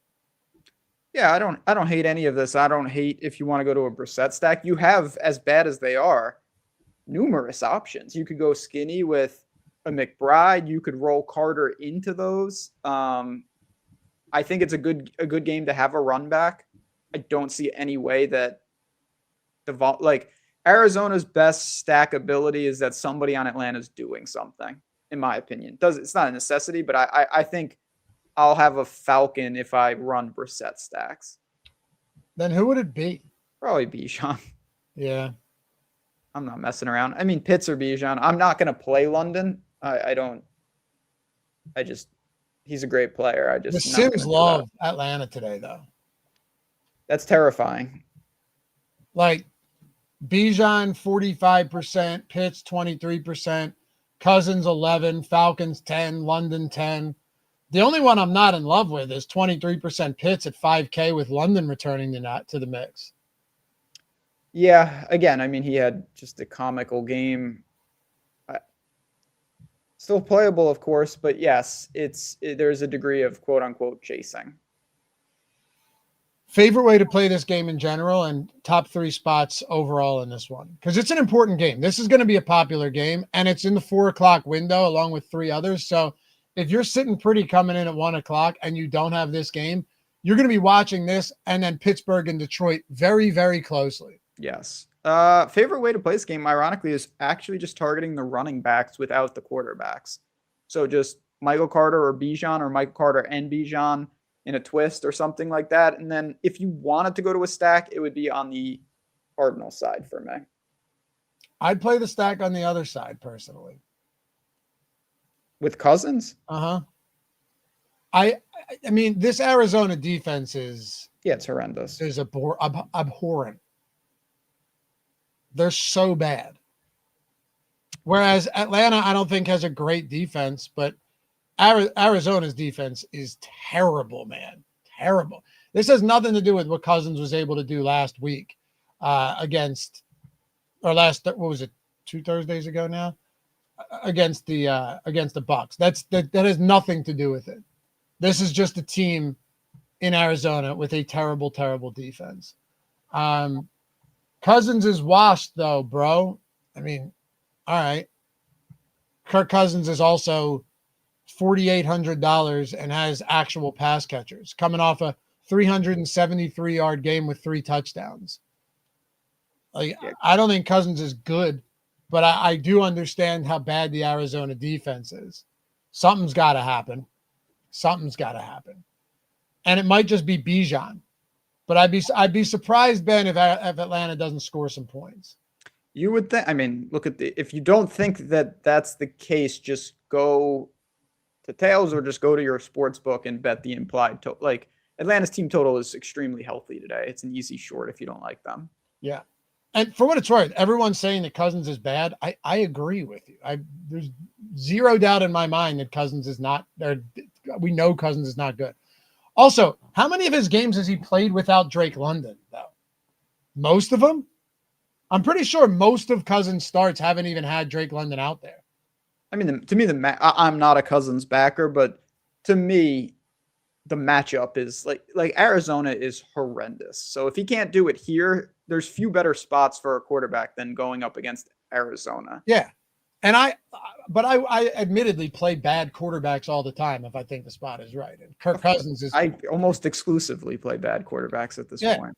Kirk Cousins is just a bad quarterback in a good matchup with a couple good players to help buoy that production. Jacksonville and Denver. Awesome game on paper. Awesome game from a viewing perspective.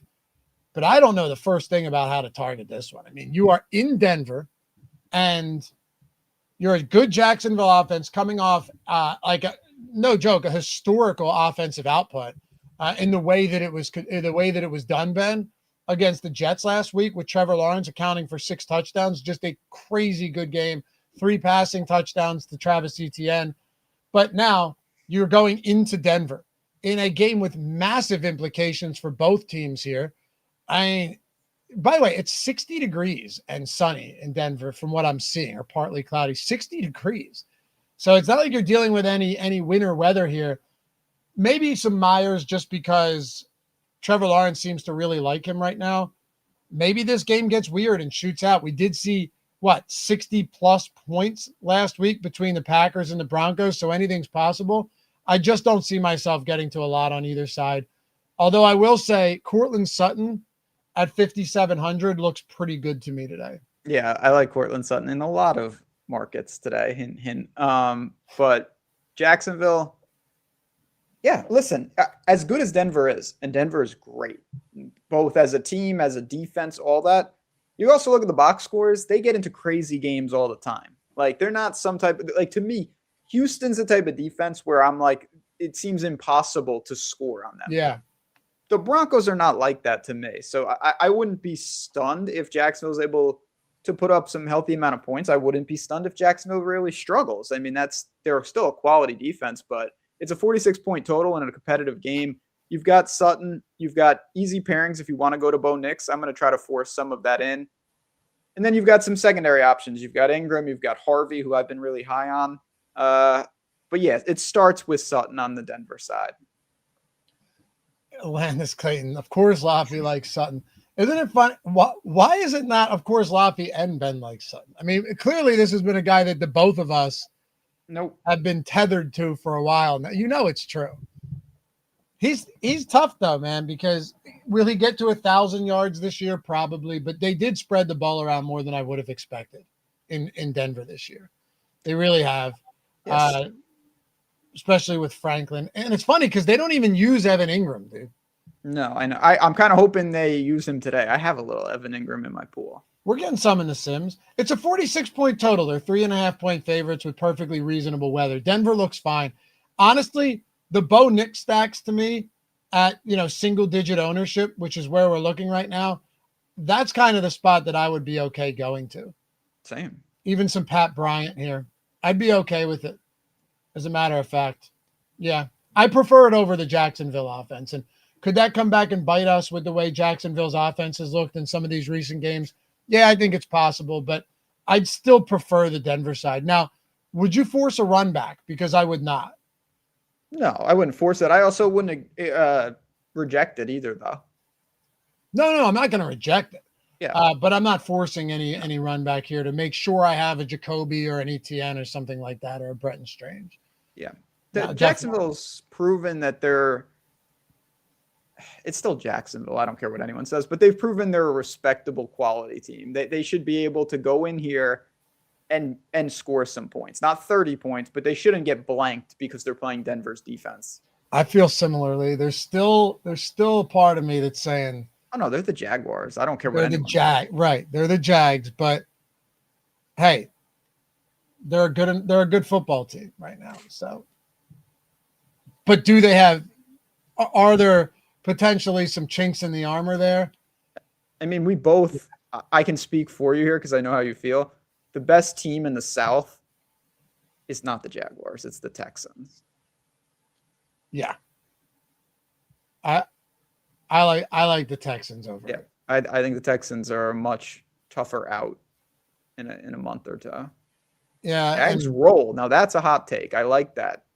I don't agree with it. But the Texans beat Houston earlier in the year, but I think this is a very different Houston team than we saw early in the season when they started off 0-3. Houston's finding it at pretty much the right time. Yeah. All right. Either way, Jags roll. Interesting. Favorite way to play this for me really is just going to be, I think, Bo Nix skinnies or doubles. Sure. Let's see. Do we have any? Yeah, Bo Nix, we're getting about 5% skinny, 5% doubles, and it looks like one Bo Nix triple. Wonder what that looks like. But, Ingram in there. I ran the Sims right before we started the show, and that's what we're getting. Here's a good segue, Ben, because what quarterback are we getting the most of with doubles today? Tied with Kirk Cousins, it is Jared Goff going up against the Pittsburgh Steelers. I know the Steelers routed Miami last week on Monday night, and I watched every second of that game, as I'm sure plenty of you guys did. That Steelers defense, they didn't show me anything. What I saw was terrible play calling from Miami. The inability to run the football. The unwillingness, not inability, because every time Achane touched the ball, it was positive yards every single time. And you go into a game like this thinking Pittsburgh coming off that win, going into Detroit, a very desperate Detroit team. Detroit needs this win at home. Big favorites, 51-point total. I love this game, and I'm not on an island. I know it's going to be a very popular game, and rightfully so. But here we are, and here I am going to the Detroit Lions in bulk today. I'm on Ross St. Brown, Jamison Williams, Jared Goff, obviously a bunch of Jahmyr Gibbs.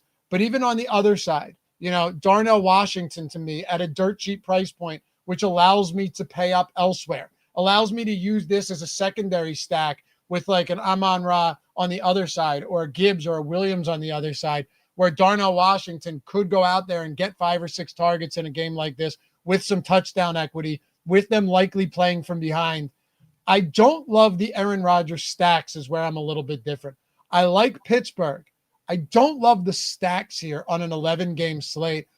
I say it all the time. I use the phrase it's a tight needle to thread, and I feel like it is for Pittsburgh with Aaron Rodgers, but I do really like the individual pieces here. Not just as a game stack, but as secondary stacks within other builds. Oh, yeah. This is a game. It's going to be really popular. It should be. The Lions have to have it. That doesn't mean you get it, but everything lines up. I'm with you. I don't love Aaron Rodgers stacks either. I would much rather just have Metcalf is going to be an extremely popular bring back. There's no doubt about it. Gainwell has really represented himself well as of late. Darnell Washington, your boy, you're never going to feel great about a $2,600 player, but the guy is a problem, and it does seem like he has a role in this offense. So I get why Rodgers shows up, because I just named 3 weapons. I still think those weapons are better suited as one-offs than as an onslaught. Yeah, I feel MVS. Yeah, MVS came off the street and caught a touchdown on a showdown slate. He sure did. Harry says, who's playing Rodgers even though they hate him as a person? This guy is. I actually don't understand the Rodgers hate, and I'll tell you one reason why. Because it appears that outside of, was it like Greg Jennings, but it appears that all of his former teammates love him. Like every post game, you have all of the former teammates coming up and giving him a hug and being like, I love you, man. I miss you. So I don't know him. I know there's been some controversy over the past 5 years. I wonder why. But I don't know. It seems like all his previous teammates seem to love him. No, it's not bait, man, because I don't really take what I hear from other people. I'm just saying his teammates seem to absolutely love him. So I go, well, if everyone he's played with who knows him a lot more intimately than I do, if they all like him, well, can't be that bad. But besides the point, I don't care about my feelings towards a single player when it comes to DFS. That means nothing. No, I roster. What's that? Yeah, most of the people. I don't like a lot of players that I roster a lot. But yeah, I don't know. This is a game that has a lot of potential. I think everyone sees that. The Lion stack seems like the most obvious spot on the entire slate, I would say, and for good reason. Yeah, it scares me, but it kind of shouldn't. I really don't buy into this Pittsburgh defense. TJ Watt remains out. You know, they get Harmon back, but the guy's dealing with 2 bad knees.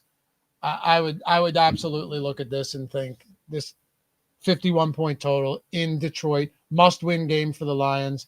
Give me, and I'm curious to know what Spags and Eric have on this one when they start the show. They're coming up right after this. We didn't start till like 10:10, so we're doing okay. Be done in a couple of minutes. Turn it over to these boys. Yeah, blame Greg Ehrenberg. They're in the background right now saying you're good, but ultimately, I don't buy into the Steelers defense at all in a spot like this. It's just I'd rather not go to as much Rodgers and get to the Metcalf one-offs. And the only other question I have for you on this game, because I don't want to just gloss over it because we're past 11:30 here, is with Kenny Gainwell.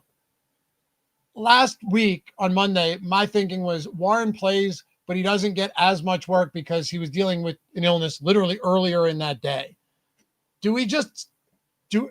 Is this being read into a little bit too much now where we're getting Kenny Gainwell and we're getting no Jaylen Warren? Because realistically, I would rather just have none of these guys, but we have so much Kenny Gainwell today. And how much of that is just the immense involvement he's had in the passing game? It does seem that way. It seems like Rodgers, talk about want to infer things. It seems like Rodgers loves this guy, trusts this guy. No joke, when I was looking at stuff and dusting off the cobwebs of the slate, when I saw some of the Gainwell stuff, my honest first thought was, is Warren hurt? I really thought like, oh, wow, Warren might be out because he's consolidated. That's not the case, obviously. I don't think it's a given that the volume is lopsided. I still think that Gainwell can get there, and that's probably why we're seeing this, because it's not a given, but I'm a little surprised that it's to this degree. I really am. So then I'll ask you this before we move on to the final game. If you look at this range, very interesting to me today. Aaron Jones, Michael Carter, Kenneth Gainwell are all within $300 of each other. Yep. They are our 3rd, 4th, and 5th most exposed running backs outside of Gibbs and Bijan, who we're getting a ton of right now. And we talked about potentially getting the more James Cook or something like that and some Devon Achane, which we have. But these are the only other guys north of 20% exposure, and they're all low 5K backs. Where would you group Kenny Gainwell among those other two? I would have him, and so this is kind of a hedge, but it's not when you look at the screen. I would have them in line with those guys, but so do we. I don't think there's a big discrepancy. My exposure to Gainwell will be in line with what I'm getting on Carter and Jones. All right. Spags and Eric, nod yes or no for me. Is Kenny Gainwell a key play for you on this slate? Oh, okay. No, you see? Okay. You got the no. I'm not even going to know. I don't think we should tell people. You're going to get that answer. All right. You're right. All right, cool. Interesting, though. No joke. Wow. Stick around for that. All right. You guys got to lead with that shit, man. Yeah, I want to hear more about that. All right, let's get to the last game before we turn this one over. I wasn't expecting that. Me neither. Las Vegas and Houston, teams coming off of shutouts. You know this, right? Like if there's one historical trend I pay attention to when it comes to, betting the spread, Ben, these teams coming off of shutouts, historically, they're against the record against the spread the following week is really, really good. Two teams coming off a shutout. It is the Bengals, who are favored against Quinn Ewers and company, and the Raiders, who got shut out 31-0 and now have to travel to Houston to take on the Texans. Did the Texans overlook them? I don't know. 37-point total here. What I can say is this, all right? Whether they cover this game, whatever it may be, I have such little interest in this team today. It is such a difficult matchup. I mean, we're getting 2% Ginty. We're getting a little bit of the Raiders defense just because they're the dead men at 2,000. I don't know what to tell you. I really don't see myself getting there. It's even with Geno Smith back, it seems really tough against this Houston defense on an 11 gamer. Yeah, no, just no. They have no They have nothing going on. They were my goblin of the week last week on the First Look show. They could be a back-to-back winner here. Get to Houston. All right. Schultz, Stroud. The only worry I have here is that you saw Jalen Hurts throw 15 times last game. And that to me is always concerning, just given that you sometimes don't like Raiders have a good run defense in that they limit efficiency, but it doesn't matter because teams will just continue to run it because the Raiders can't score points. So it doesn't matter. You just chew clock. And that's what they've done. That's what the Eagles did. The Eagles were highly inefficient on the ground last week, but Hurts had 3 touchdown passes on 15 attempts and 10 completions. It didn't actually matter. So that's my only worry here is, but then on the other hand, like Woody Marks can't stay healthy. They don't really have a great ground game. Efficiency might be enough in a spot like this. I do kind of like Schultz. And while we're not getting the Nico Collins, at that price, it might be tough on such low volume. Yeah, I mean, there's a red flag there with potential volume, but efficiency can get you there. And so I'm okay taking some stabs there. The Woody Mark situation's tough because it seemed like he could have returned. They were being cautious with him, but it's an ankle. Like they might be cautious with him here after they're up 17-0. Yeah, I like some of the Texans pieces. You may not get a fair shake, and you have to live with that because there's a chance that Stroud and these guys just salt this game away. Let's hit these super chats before we turn it over to Spags and Eric. Goody, which Steelers? I know that was good etiquette. We just missed it. Indoor environment going to help Rodgers' arthritis. Favorite stacks here. This could go under DK 20. I mean, we talked about it. I do like the Jared Goff stacks. Skinnies, doubles, triples, really doubles and triples, preferably because they do have a pretty condensed offense. As long as Montgomery doesn't get his grubby paws in on all of this, keep him away. As far as the Steelers go, Rodgers will be stacked decent amount. I prefer to get a little under there and just have a decent amount of the one-offs, particularly DK Metcalf and Darnell Washington, because Darnell Washington opens a lot up in other spots for me. But the Sims, and it appears someone coming up next really does like Kenny Gainwell today too. Yeah, and we had one more about. Yep, I got it. Oh. Thank you for the super chat, Jordan. What's your opinion about the players close to hitting their contract incentive? Nothing. Dude, that nonsense that we're seeing people on Twitter right now posting incentives in week 16, you're being misled. You're being just flat out misled. The incentives in week 16 are bogus. There are no week 16 incentives. And I know you're not suggesting that, right? Could this increase their volume? Yeah, maybe, right? Like maybe they try and get Justin Jefferson to 1,000 with 3 games to go. But teams that have something to play for could not care less, and so will it have any influence on your picks is the question. In week 16, no, because Justin Jefferson, right? Like I think it's 6K, he's already a good play. If Jefferson was 8K today, I'm not going, man, they got to get him to 1,000 yards, jam Justin Jefferson. So as if that go ahead. Sorry, it's just like as if they're not trying. Like if they could do that, they would have done it. Like Justin Jefferson, we got to get him some touchdowns. You don't think they were trying to get him touchdowns last week? Like, yeah, I don't. Yeah, they tried getting Trey McBride touchdowns like 5 straight weeks until finally in week 17 or whatever last year they did. In week 18, in certain games, there is a small chance that certain plays will be tailored to a guy. That's as good as you're going to do. Like the Mike Evans stuff. Yeah, but like teams in week 16 aren't like, all right, priorities today. We got to get this guy 130. We got to get 10 catches for him. Oh, yeah, we should try to win the game. Like it's too early. We're going to have 3 weeks of this. So don't worry about that at all, I would say. Yep. And honestly, even last year, the Mike Evans game, remember where he needed to get over against the Saints? Was the thing I've ever seen. But he eventually got there on one of the final plays of the game.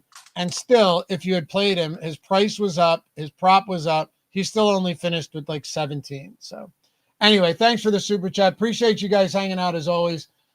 Anything you believe that we may have missed, Eric and Spags got you covered over the next hour and 15 minutes. Don't go anywhere. Inactives are out. I don't believe it's a huge inactives report today, but they got everything, and we may have missed some stuff. So stick around Appreciate you guys hanging as always. Remember, if you haven't downloaded the Tails app yet, do so. It is going to change the way you bet and even take in DFS content. A lot of free DFS content. I just posted a bonus lineup for the perfect lineup. Josh posted one yesterday for today's slate. Ben's got some parlays out there, some lottos out there. I know Eric's got a ton up on Tails, and he'll talk about it. So use that in conjunction with everything we do here on the shows, and we will catch you guys back here for the next one. Have a great rest of the weekend. And let's see some stochastic avatars at the top today. Bye-bye.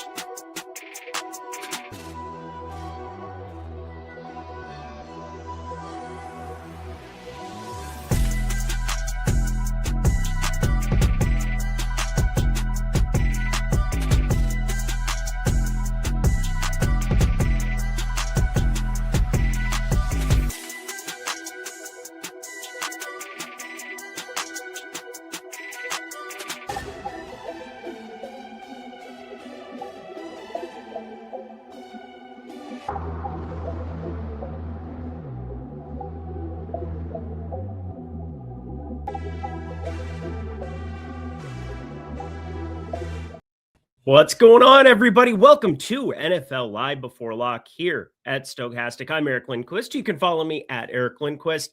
And you can follow Chris Spags over at Chris Spags. That is so convenient. That makes it so easy. Why don't you just do those things? And then while you're at it, download the Tails app, which I'm sharing as we begin this show. We're going to go through a tiny bit of that, and then we'll go through the actives and actives.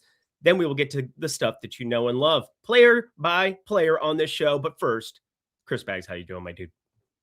I'm glad to be back here. Had a rare Saturday off content-wise yesterday because I had my wife's holiday family dinner. It was a lovely time. Had a good ribeye, so that's something I'm always happy to have. But now we're back on the grind today, and I think this slate, Eric, is kind of like a tasty ribeye of a slate. Feels like there's little marbling throughout, little pockets of fat that seem delightful. We think a lot of fun plays, and you're going to play an ass load to Kenny Gainwell, so it's going to be all plus EV for all of us that don't do that. 78%. You love the timeshare? I love 5,100 in that game environment. Have you looked at his target share over the last 5 weeks? Do you know his targets? I'll read them off for you if you'd like. 86377. It's not 8675309. This is not a song. This is literally his target share. It is high as F, Chris Spags, and he's playing more. We just saw it shift a little bit his direction. And I do think Jaylen Warren on the afternoon slate could be somebody who's annoyingly going to show up a little bit. But man, 5,100 is a lot to say no to. And Arthur Smith has his guys. Like, he has his crew of dudes. And I think Kenneth Gainwell, he's in the circle of trust now. He's in the circle of trust. It is, to me, so clearly a hot hand backfield. And you want to say he's the hot hand again? I get it. I get being with the field. I think 75%. And for what it's worth, Eric has had these kind of takes on the show once or twice this year where you've hit on him. And I've been like, what was Ashton Genty? There was one where and it didn't have like, that was mattering for the portfolio, but you got it totally right. Where like he did hit in a way, not a lot of ownership. I just don't think you play into a hot hand backfield at that much ownership when, I mean, look, this is going to be a play, Eric. So I've mocked you. You can mock me now. Why not Audra Guestimay for the Saints going against the Jets defense? I like Audra Guestimay. Okay. Why not Aaron Jones? Why, what are those guys not good enough for you? You have to go Kenny Gainwell? Yeah, I do. I do have to go Kenny Gainwell. Game environment speaks to some of it here too. If we have Detroit, again, they're 7-point dogs here. There's no doubt that Kenneth Gainwell has found a way. And you say this right now as though, like, I don't realize that it's a split backfield. I totally do. We've played split backfields all the time. Last year, how many times have you played Jahmyr Gibbs, David Montgomery, one of the two? This year, how many times have we played Gibbs Montgomery. Are we going to compare those two? Are we really going to compare exactly the same player, Jalen Warren, exactly the same player? They're on the same to Jahmyr Gibbs and Montgomery. Maybe we are, Chris Spags, yelling at the Christmas dinner table. I can't wait. A little bit of practice before I go back to South Dakota, okay? Anyway, we got the Tails app on your screen right now. I'm sharing it for all the people who care about money and want to win people money. That's what I care about, unlike Chris Spags over here saying that I don't know what I'm doing. Travion Williams, I absolutely love this play shown up by my guy, Jeff Ulrich. Go give him a follow at the Fantasy Grind. Download the Tails app. Take advantage of all this great information. In fact, there's only one dude, B. Gribbs, posting out Trayvon Moehrig out there for the people. A little bit of a defensive tackle and assist prop. I mean, that is insanely good stuff that you can find over in the Tails app right now. So, splash bets, myself, PvP bets, so many amazing opportunities for you to tail some super sharp people who put in that work, Devin. Don't give up. Another one. I love that commercial. But wanted to share that from the onset and download the Tails app, of course. These are all good things that you need to be doing on a day in, day out basis. Make this a part of your habit. Make this habitual for yourself. Take advantage right now, and I will be quieter throughout the rest of this show. This is fun though, Spags. This was a good back and forth. No, we're auditioning for ESPN now. Stochastic, obviously, it's been a great what time. What are you talking about? It's like, what are you talking about? But also shout out to Splash Bets, by the way. I've mentioned this a few times on streams, but they were kind enough to give me the promo code Splashback after Stochastic had to merge together these promo codes and stuff. So I do want to give them a shout out. Very nice guys. I appreciate them if they happen to be watching this stream. And who wouldn't be watching the stream where we yell at each other about DFS takes? Specs has a strong chin. I agree. He is a beautiful man. I saw him in the dark for like 2 seconds the other day. That was really fun. I like the mood lighting on Chris Spags. That was freaking naughty. The lights are back. We said, let there be light. They were back. But yeah, that was brutal, man. That was I rewatched it a little bit and my audio with the AirPods was so bad. So I apologize for all of you had to bear through it, but a sacrifice for DFS by candlelight. I know you do the same, Eric. I do. Once in a while, man, you got to mix it in. You got to just let the people know. Let them know. Back. There's no other way to read that in that voice other than that. Chris Berman, good people, San Francisco's finest. But Kenneth Gainwell, I just was sharing that on the screen from the onset just because we were going to talk about it. Guess what? We talked about it anyway. So I will take that off. You ready to go position by position like we always do here, Chris Spags? Oh, I love going position by position with you. The Kama Sutra of DFS. That's what we do here on Sunday mornings. All right. Well, just at my place of employment, talking about getting boned by Chris Spags before 9 a.m. This is great.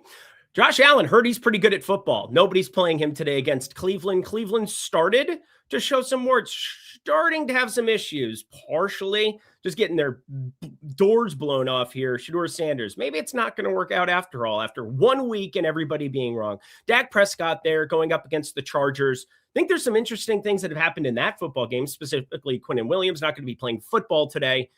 Does that unlock Hampton? Does that unlock anything that we could potentially find there in that game environment? Because if something's going to rival what we've got there in that Lions game, we got to find some interesting contrarian builds here. But my guy up top, it's Joe Burrow. I can't quit you. It's just impossible for me. It's the Brokeback Mountain of DFS for me and Joe Burrow.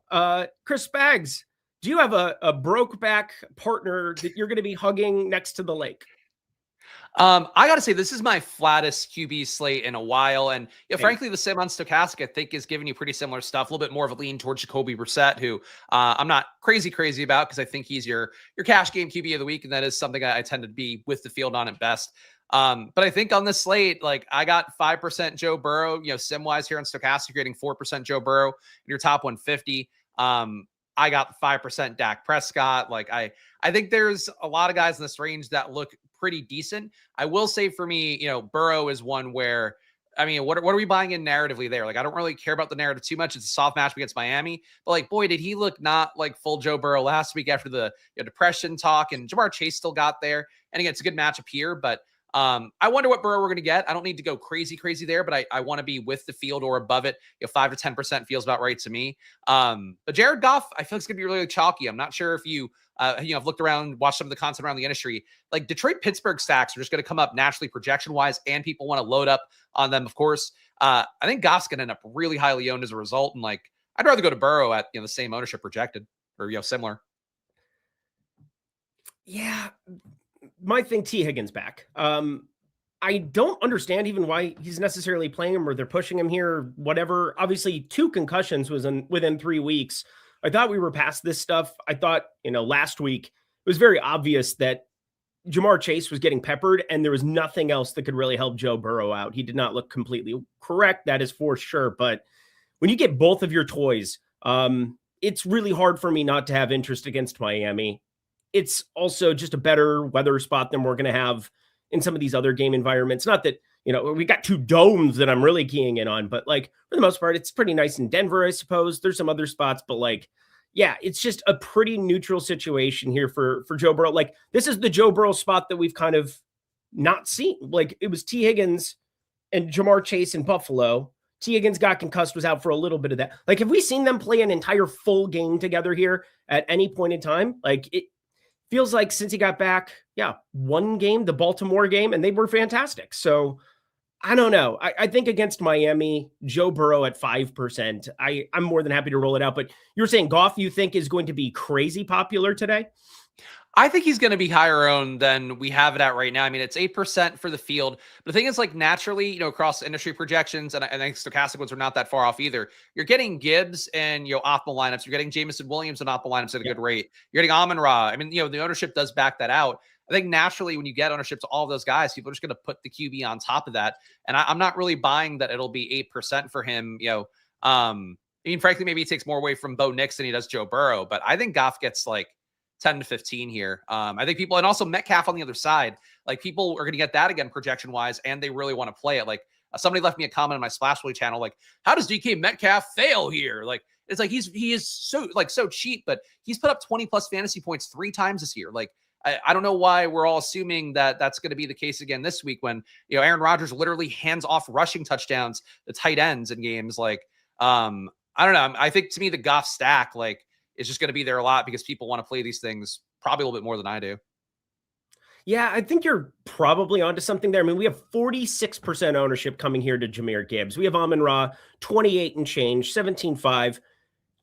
Leaving one of these guys off the double, who are you most likely to do it with? Because I think if you do get away from Gibbs, there's a chance just the strict double. Yeah, it's going to be popular, but I don't know. I'm having a tough time with it too. And just kind of talking through the process of it, this might be unlocking through Aaron Rodgers and a come from behind type game script where I think Kenneth Gainwell is going to be somebody I click on no matter what. And maybe I get to the Rodgers Metcalf Gainwell double more than I do anything on the Detroit side. And I kind of just slam the Gibbs or Amon-Ra side. I do think this is probably the most interesting way to play Goff because the salary for the other 2 are pretty darn expensive. You can avoid the touchdowns. I do like the idea of singles with Goff today. I'll put it that way. It feels like a spot. Spags, just even thinking through it. If I go Goff, Williams, Gibbs, yeah, I probably want him to mix in. Amon-Ra, that's a scary one to not have attached to Goff, I suppose. But there has to be something here that we can make work.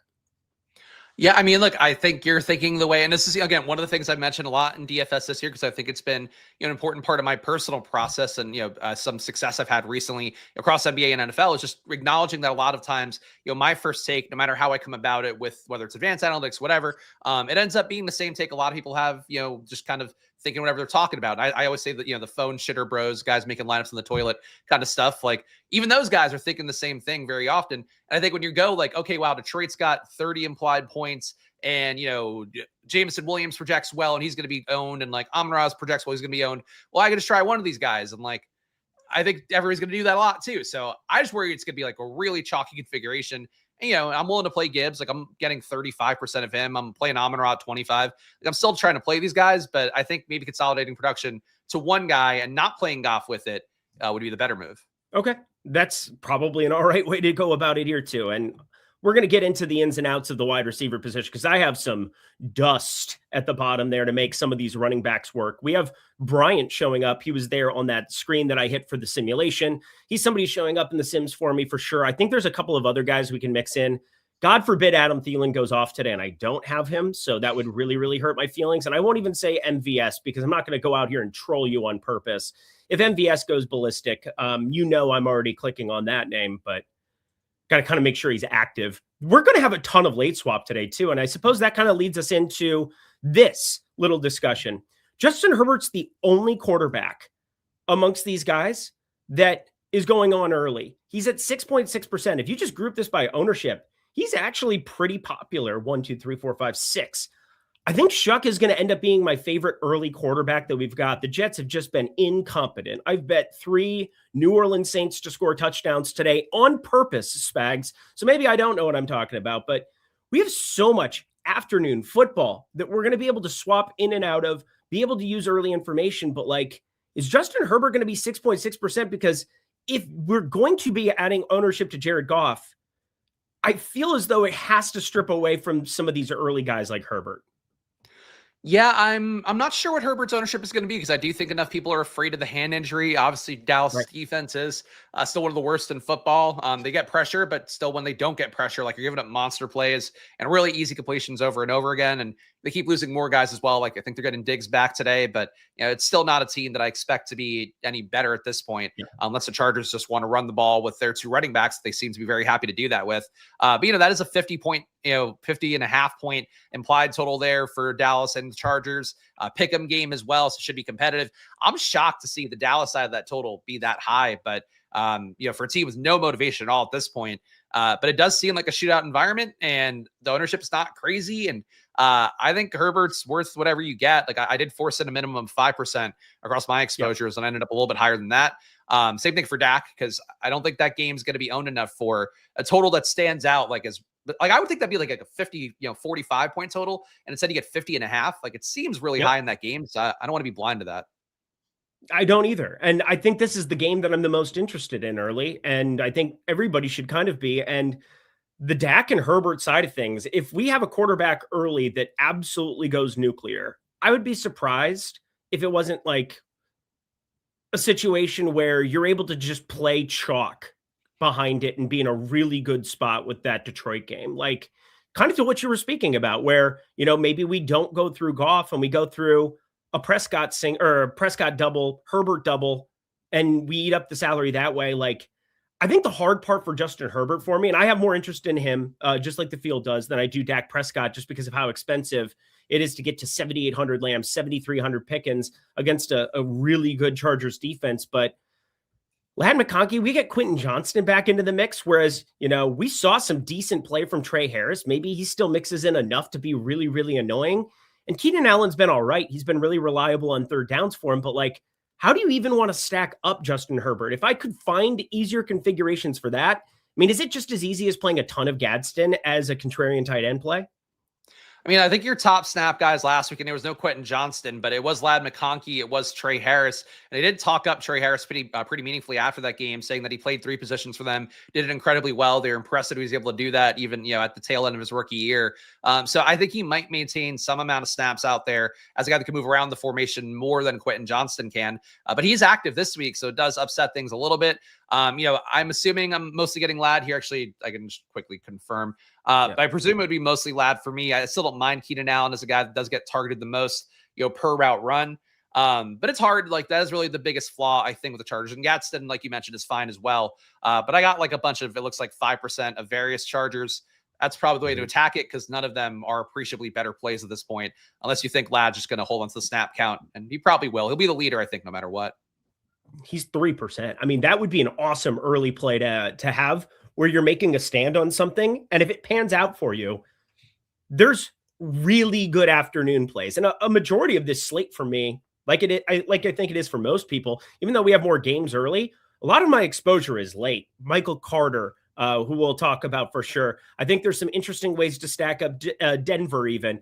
This game, Pittsburgh, Detroit jamming like most people are here. Nico Collins, I love from this game. There's 4 really good afternoon situations with quarterbacks in Brissett, in Nix, in Goff and Rodgers, in Stroud. Like there's so many ways that like, yeah, I would like to get some of these pieces, and I don't have enough of them right now. I'm going to be rerunning lineups while we're on the show. Fortunately, that's something that we get to do every single week. I've had 15 weeks of practice now of doing this, Spags, so I should be in a good spot. But I think I'm with you. I think Ladd is definitely the guy, and I'm mixing in a little Quinn Johnston too. We've seen some deep opportunities for Johnston where maybe that can be a path at sub 5K. He had been more expensive. He's had injuries. I'm not sure how much Trey Harris is going to play here. I can't really click on Trey Harris, even at 3,300. It's just, I think he's odd man out again now, but I will mix in some of these other guys in addition to Ladd, but Ladd definitely being the one that I want to get to the most. I'm with you. Yeah. He's the obvious one. And, certainly in this spot, it's a really high total. Like it should be owned, but I get why it's not, because it is, a good Chargers defense and a confusing Chargers offense. So once upon a time in a land not so far away, I would do shows with Matt Gajewski, and I would bring up, just in jest, in fun, motivation for teams, because I don't care about it. It's factored into the projections. Matt Gajewski would like to remind you of those things, even from his place on the top of college football island. But Jackson Dart, the New York Giants, JJ McCarthy, the Minnesota Vikings. I'm wearing a Minnesota shirt, not on purpose. I woke up and this is what I put on, but I don't know what to make of this football game, because if there's one contrarian spot, I don't love Tampa Bay, Carolina. I don't really love a couple of these other games early. I do like Tyler Shuck's side, like I think we'll probably get into here in a second. But what do we do with like a Giants team or a Minnesota team? You talked about Aaron Jones for a second. That game is giving me fits because something is going to break, but I don't trust Minnesota to just unleash Aaron Jones at the end of a lost season. But both of these quarterbacks, it is very important for both of these teams to develop them. And Jackson Dart has played better than JJ McCarthy, and JJ McCarthy has shown amazing upside in a couple of spots, specifically the last 2 weeks where, it was touchdown laden without the yardage, and then he goes and eviscerates Dallas, although I think that has more to do with Dallas. Is there anything from that game that you like whatsoever, and are the quarterbacks part of that? I think that it is okay to go to JJ McCarthy here. He's shown some rushing upside. It is a soft run defense, which is why I like Aaron Jones. But frankly, McCarthy, talked about, I think his coach this week mentioned that he wants to see him show off his speed in the run game. He was talking about him doing the gritty while scoring the touchdown, but did say that, show off your speed, run it in. That does seem like it's part of the game plan to keep him from messing up in the pass game, is keeping people honest with the fact that he is a pretty athletic guy. You're not going to run as much as your Jane Daniels, as your Jalen Hurts, as your Lamar's historically, but he is a guy that can run and be good with it. So I think he's okay. Dart at this point is not a guy I'm super interested in against the Vikings defense that I don't think is that bad. That said, if you wanted to play it, I wouldn't begrudge it. I'm taking my cheap guy exposure elsewhere, but okay. Yeah, I think Dart, stack partner with Wandale. It's pretty obvious, but not super exciting for me. Yeah, not pulling any ownership. I think Slayton, kind of an interesting one just because of where his targets get to him down the field. Although DraftKings, that's probably more of a FanDuel spot where I'd be firing up a little bit of Slayton, but not playing a ton on FanDuel today, playing a majority of my stuff on DraftKings, kind of opposite of what I've done the last 2 weeks, I would say. Or no, last week I did. DraftKings, I jammed the Higgins week, but that's neither here nor there. What is here are the cheap quarterbacks. And Spags has been pretty spot on with these dudes all the live long day. Now, we both missed out. I think I'm bummed because I've been playing Trevor Lawrence all year. And last week, of course, he goes nuclear, sub 6K there. I don't have a ton of interest in Tampa Bay, Carolina. I'll say it again. I don't really find that. Like, we have a 7-7 team on both sides of it. They play each other 2 times now in the last 3 weeks. And this feels like one where Bucky Irving, Rico Dowdle, Chuba Hubbard, Rashad White, Sean Tucker, there's just so many guys in the running or in the backfields. And then wide receiver is a cluster F on the Tampa Bay side in a way that I don't really feel like dealing with on today's slate with afternoon games that look great. Tyler Shuck's my guy today. I think that there are no doubts in my mind that Tyler Shuck has goal line back ability. They had 2 design runs, 2 weeks ago against the aforementioned Tampa Bay Buccaneers. And now you've got Neal out, you've got Kamara out, and we have Audric Estime. We have a couple of other running backs that we'll get to as well. But Tyler Shuck, I think, has legitimate, one of my favorite bets of the day, better than plus 300 across the board to score a touchdown. I feel weirdly good about that one. Taysom Hill's been an afterthought. That's always fun too. But We got a lot of cheapies here in this 6K, 5K range. Who's your favorites to get to?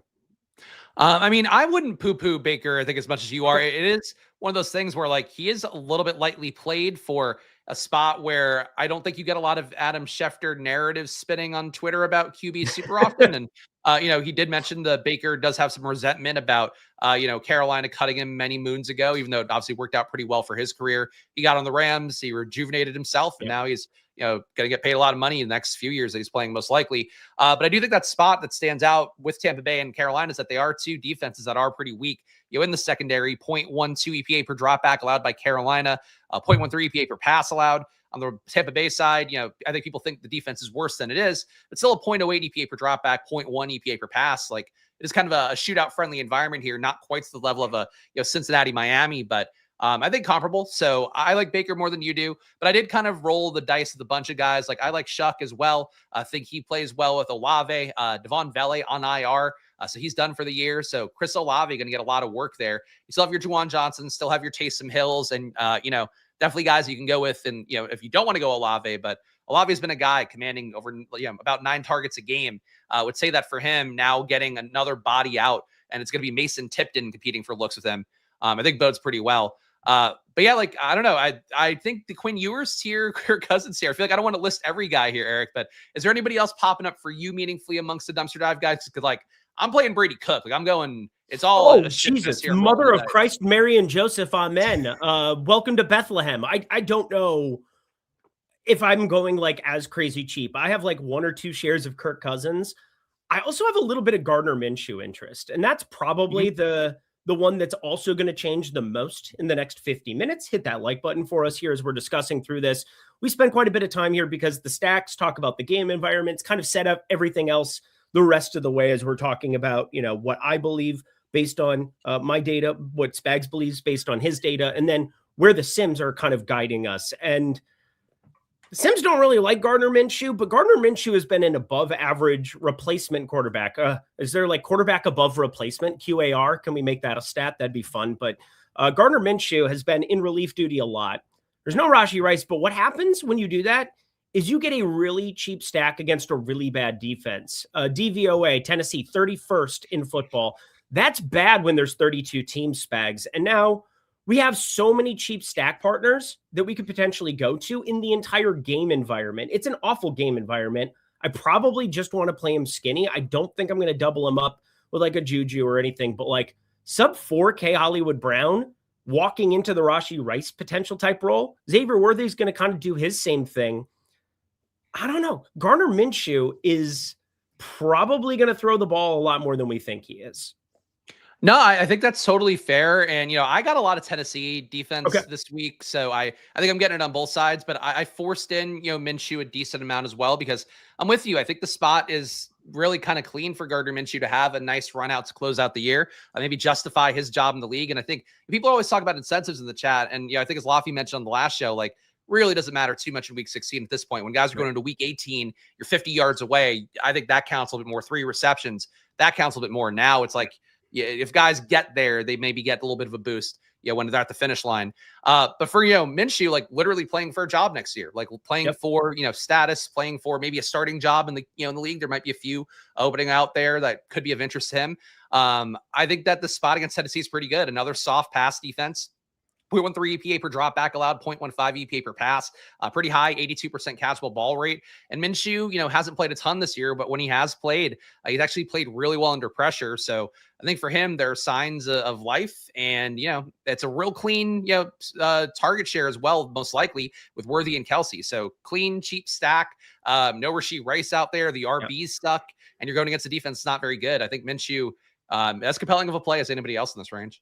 Yeah, think about the coaching upgrade he has too over previous years. Going to Andy Reid as opposed to whatever the hell he had in Vegas, whatever the hell he had elsewhere. Like, this is a really good offense. It is a great offense for a quarterback to be walking into. And obviously Patrick Mahomes is, getting into the GOAT conversation. Hopefully he comes back healthy, although my wife cannot stand the Kansas City Chiefs. So, happy wife, happy life. You know how that goes. But I still cheer for the Kansas City Chiefs to get back to what they were, even if it's so that we can cheer against them. And Kansas City, Gardner Minshew, Andy Reid, that seems like a good situation for him relative to anything else that he's had in previous years. But Brady Cook, you said Brady Cook's name. I think Quinn Ewers is my Brady Cook. If I'm just going to go to the flat, I'm going to go to the flat on Quinn. It's Cincinnati too, and people don't want to play a quarterback against Cincinnati. I get it.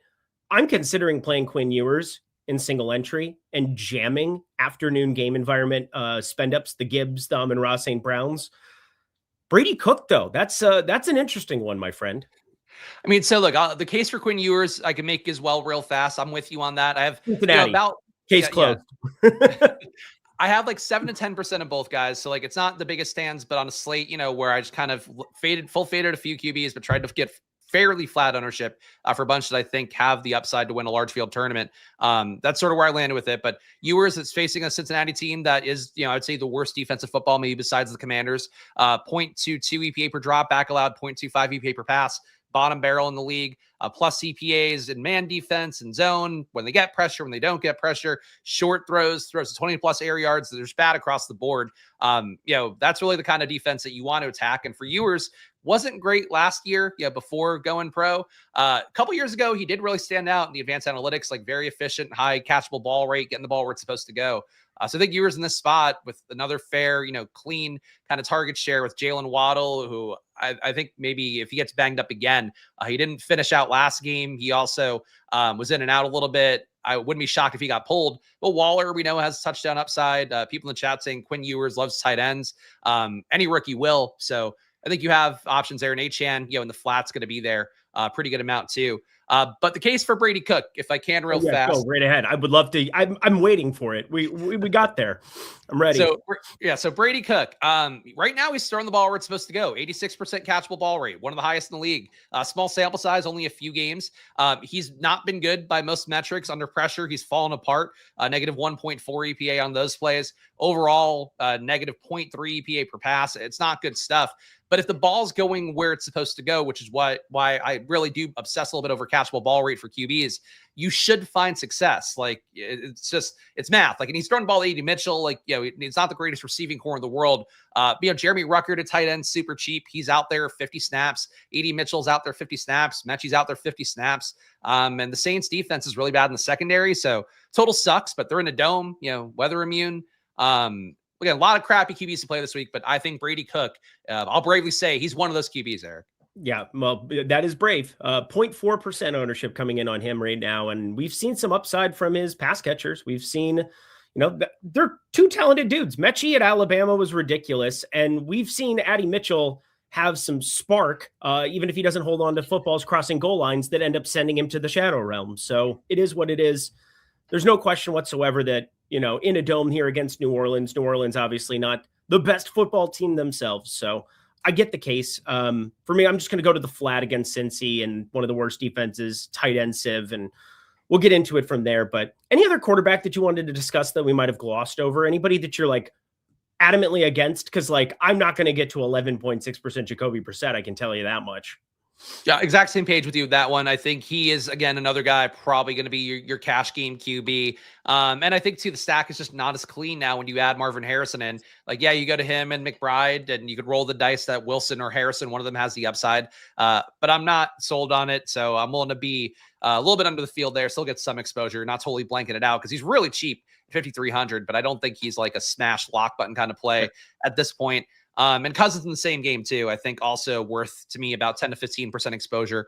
I think he's a strong play here. Touted him on the showdown slate a couple games ago where people really didn't want to play him at all. Didn't trust him as an option on a showdown slate. But now you have him, having proven that he could put up 30 points. Cardinals defense is not great. And also their offense will sort of, keep slinging it, obviously. So I think for Kirk, that bodes well. The big thing is that, it's not as clean with Kirk and Pitts now because you have London coming back in. But certainly that adds to the upside for Kirk. And if London and Pitts both hit, Kirk probably gave you, 25 fantasy points would be my guess. Yeah, I like Kirk more than I like Jacoby at their relative ownerships. Don't really think I need to hash out anything else there. Same exact page as you there, where I just think that, Michael Carter might actually be my favorite if I'm going to like a single with Jacoby Brissett. Just another cheap running back in there. Pass catching centric, 3.5 catch prop in the industry.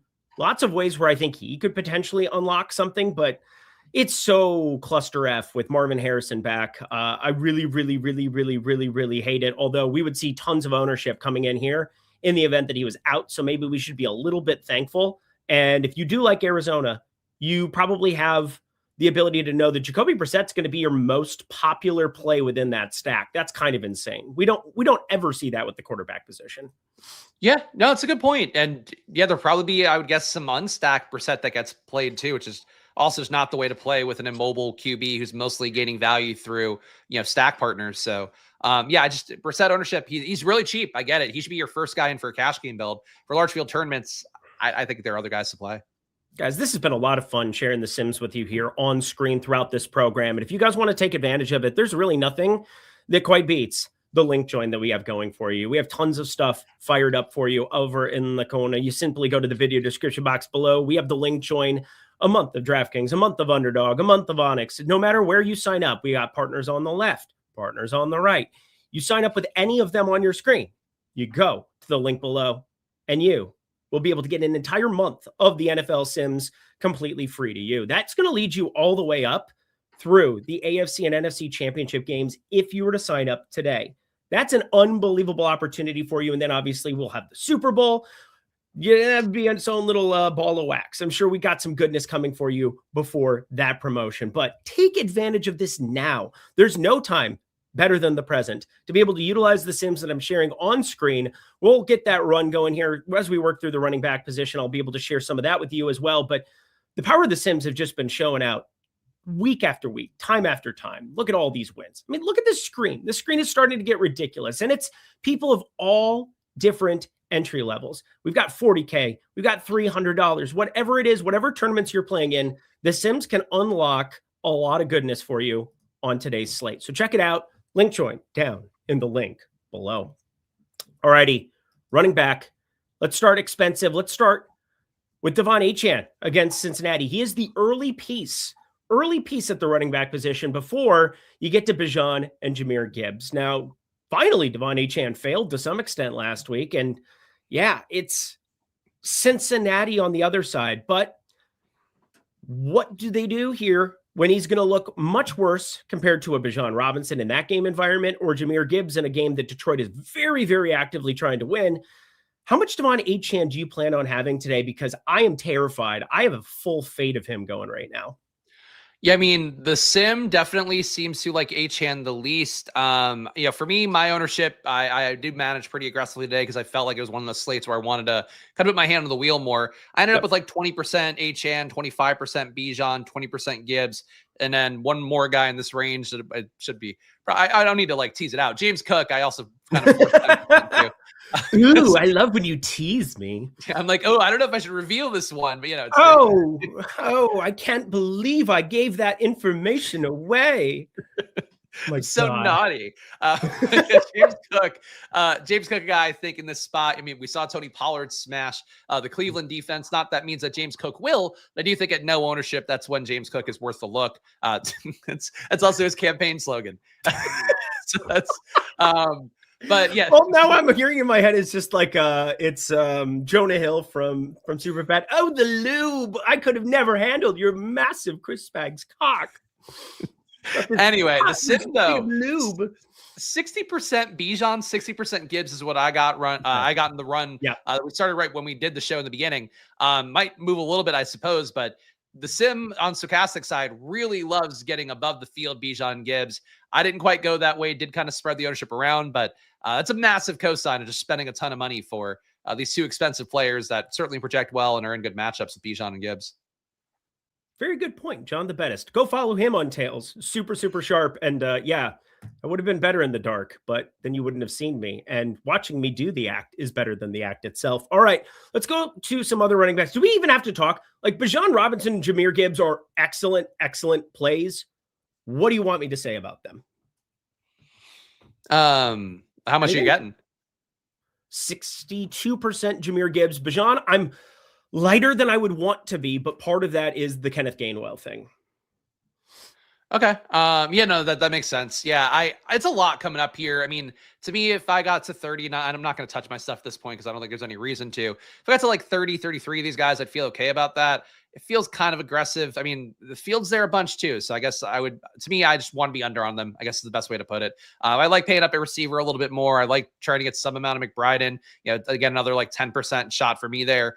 That's sort of the way that I view it, but you get why these guys are getting played because it is a weak Pittsburgh run defense for Gibbs. I think Arizona, with how Bijan to loses work to Algier, I think you can make the case against him a little bit more, but it's hard to really make a strong case. And Achane, though, Achane seems underrepresented. That's also part of the case to me. He does, but I just I don't know with Quinn Ewers if I can really do the thing. Like, is Quinn Ewers best utilized with Devon Achane? Is he best utilized with Waller? Is he best utilized with Waddle? Is he like? I really do like Quinn Ewers, but I will say 4K flat. I'm currently playing him naked, which just seems insane too, but whatever. 3 of 150, so it's not like some noticeable stand. Yeah, he's so cheap that can work if you got the studs around him. Yeah, just hoping spread out production, no positions winning anything else anywhere. And bots, hello bots, how are you this fine day? I got him. I zapped him fast. You are so good. You're such a good zapper. Also, somebody said that I secretly want the cock. No, I definitely want it from Spags. Nothing secret about it. Running back, Chase Brown. This is annoying. Like, everybody's like, oh, P. Ryan. But we could say the same thing. We've seen goal line carries in Atlanta that aren't Bijan Robinson. We've seen goal line carries in Detroit that aren't Jahmyr Gibbs. It's just what else is going on with the offense? And Chase Brown with Higgins, with Chase there, I won't be there, and I'm going to be heartbroken if Chase Brown completely smashes. But this might be the one piece of that Tampa Bay Carolina game that I'm overweight to. I have 10% Bucky Irving. Divisional game. Obviously, you are playing for all the chess pieces. Like, you can go out these next 2 games that you're going to have against Carolina these last 3 weeks, and you're going to do whatever it takes to win a football game. And Bucky Irving getting the football against Carolina is your path, I believe, to accomplishing such things. You have a pretty spread out wide receiver situation for Tampa Bay. Baker Mayfield hasn't always been himself this season, but Carolina's defense has been better than expected for sure. But Bucky Irving, 6,700. If you had told us 6,700 Bucky Irving was going to be the majority, workhorse back in a spot against Carolina before the season started, you would have been like, he's going to be 8,500. No. 6,700 is actually some early info I like. I don't really have anything else in this range whatsoever. It is basically spend up or spend down at running back for me. How about yourself? The hard part for Bucky, and again, I love Bucky. Like, I think he's really talented, and I'm glad to see him back in finally. And I think the matchup too, should be some heavy zone splits for Carolina. Bucky has broken some of his best plays this year in the pass game versus zone and been used a little bit more effectively in the screen game versus zone. So I think there's upside there. The issue, and it worked out for Kenneth Walker on Thursday. The issue is he's not getting the goal line work. They brought in Sean Tucker for every opportunity inside the 10-yard line. So Bucky has to score from a red zone touch outside of the 10, or he has to score on a long touchdown that does decrease the upside meaningfully. You still have Rashad White taking half the snaps away. Like, if Bucky runs hot, I think he'll earn some of those snaps back. But the Tucker part is just really, I think, a pretty big problem. So I got 6%, 7% of Bucky, so I'm with the field on it. I'm cool with that. Chase Brown, I think the Miami defense, the one thing they do well is shut down the run. So terrible versus the pass, shut down the run. To me, I think that Bucky, if I were to play one of those guys, I'd go that way. And then Javonte got about 10% of. Stochastic data seems to like him. I don't mind it. It is a kind of gritty matchup against the Chargers on paper, and that total's high enough. But Javonte is really not looking so great lately, and the Chargers defense isn't soft or anything. So I don't love this range, but got a little bit of these guys.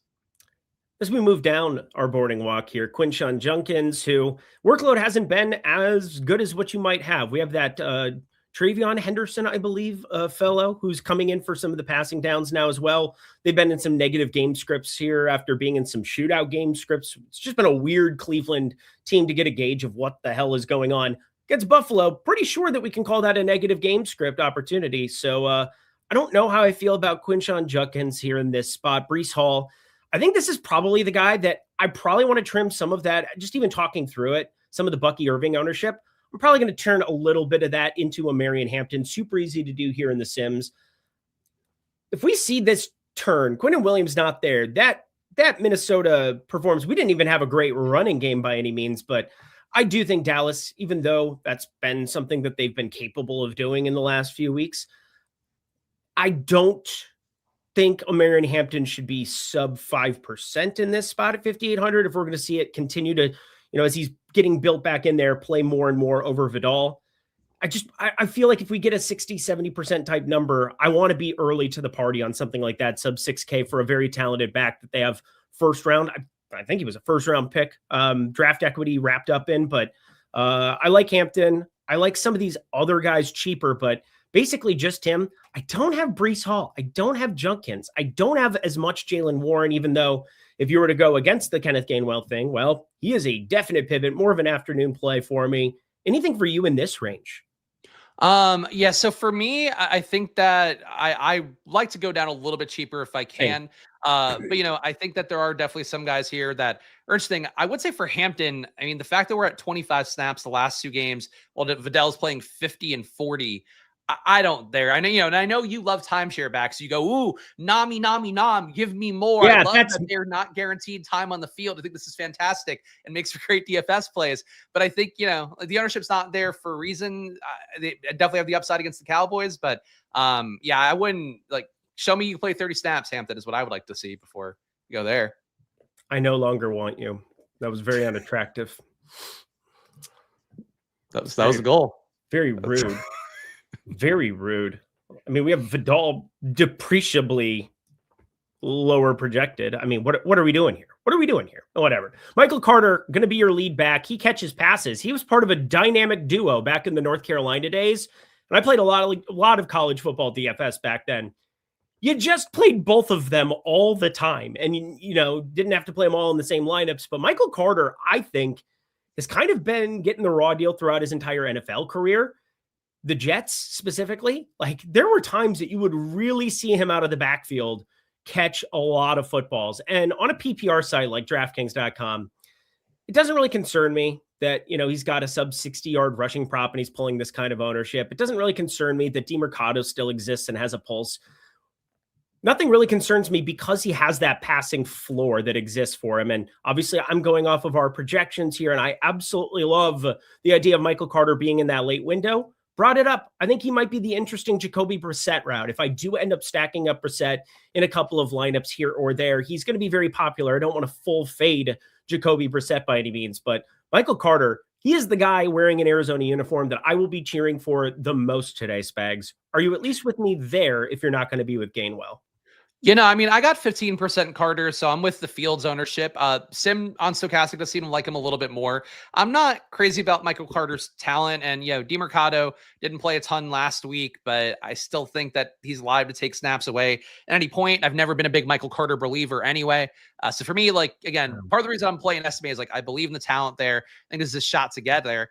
I get if people want to play Michael Carter for that reason. I'm not super stoked about him. I think the run game is such a non-factor overall here. PPR points on DraftKings, that's what's making me get to 15%.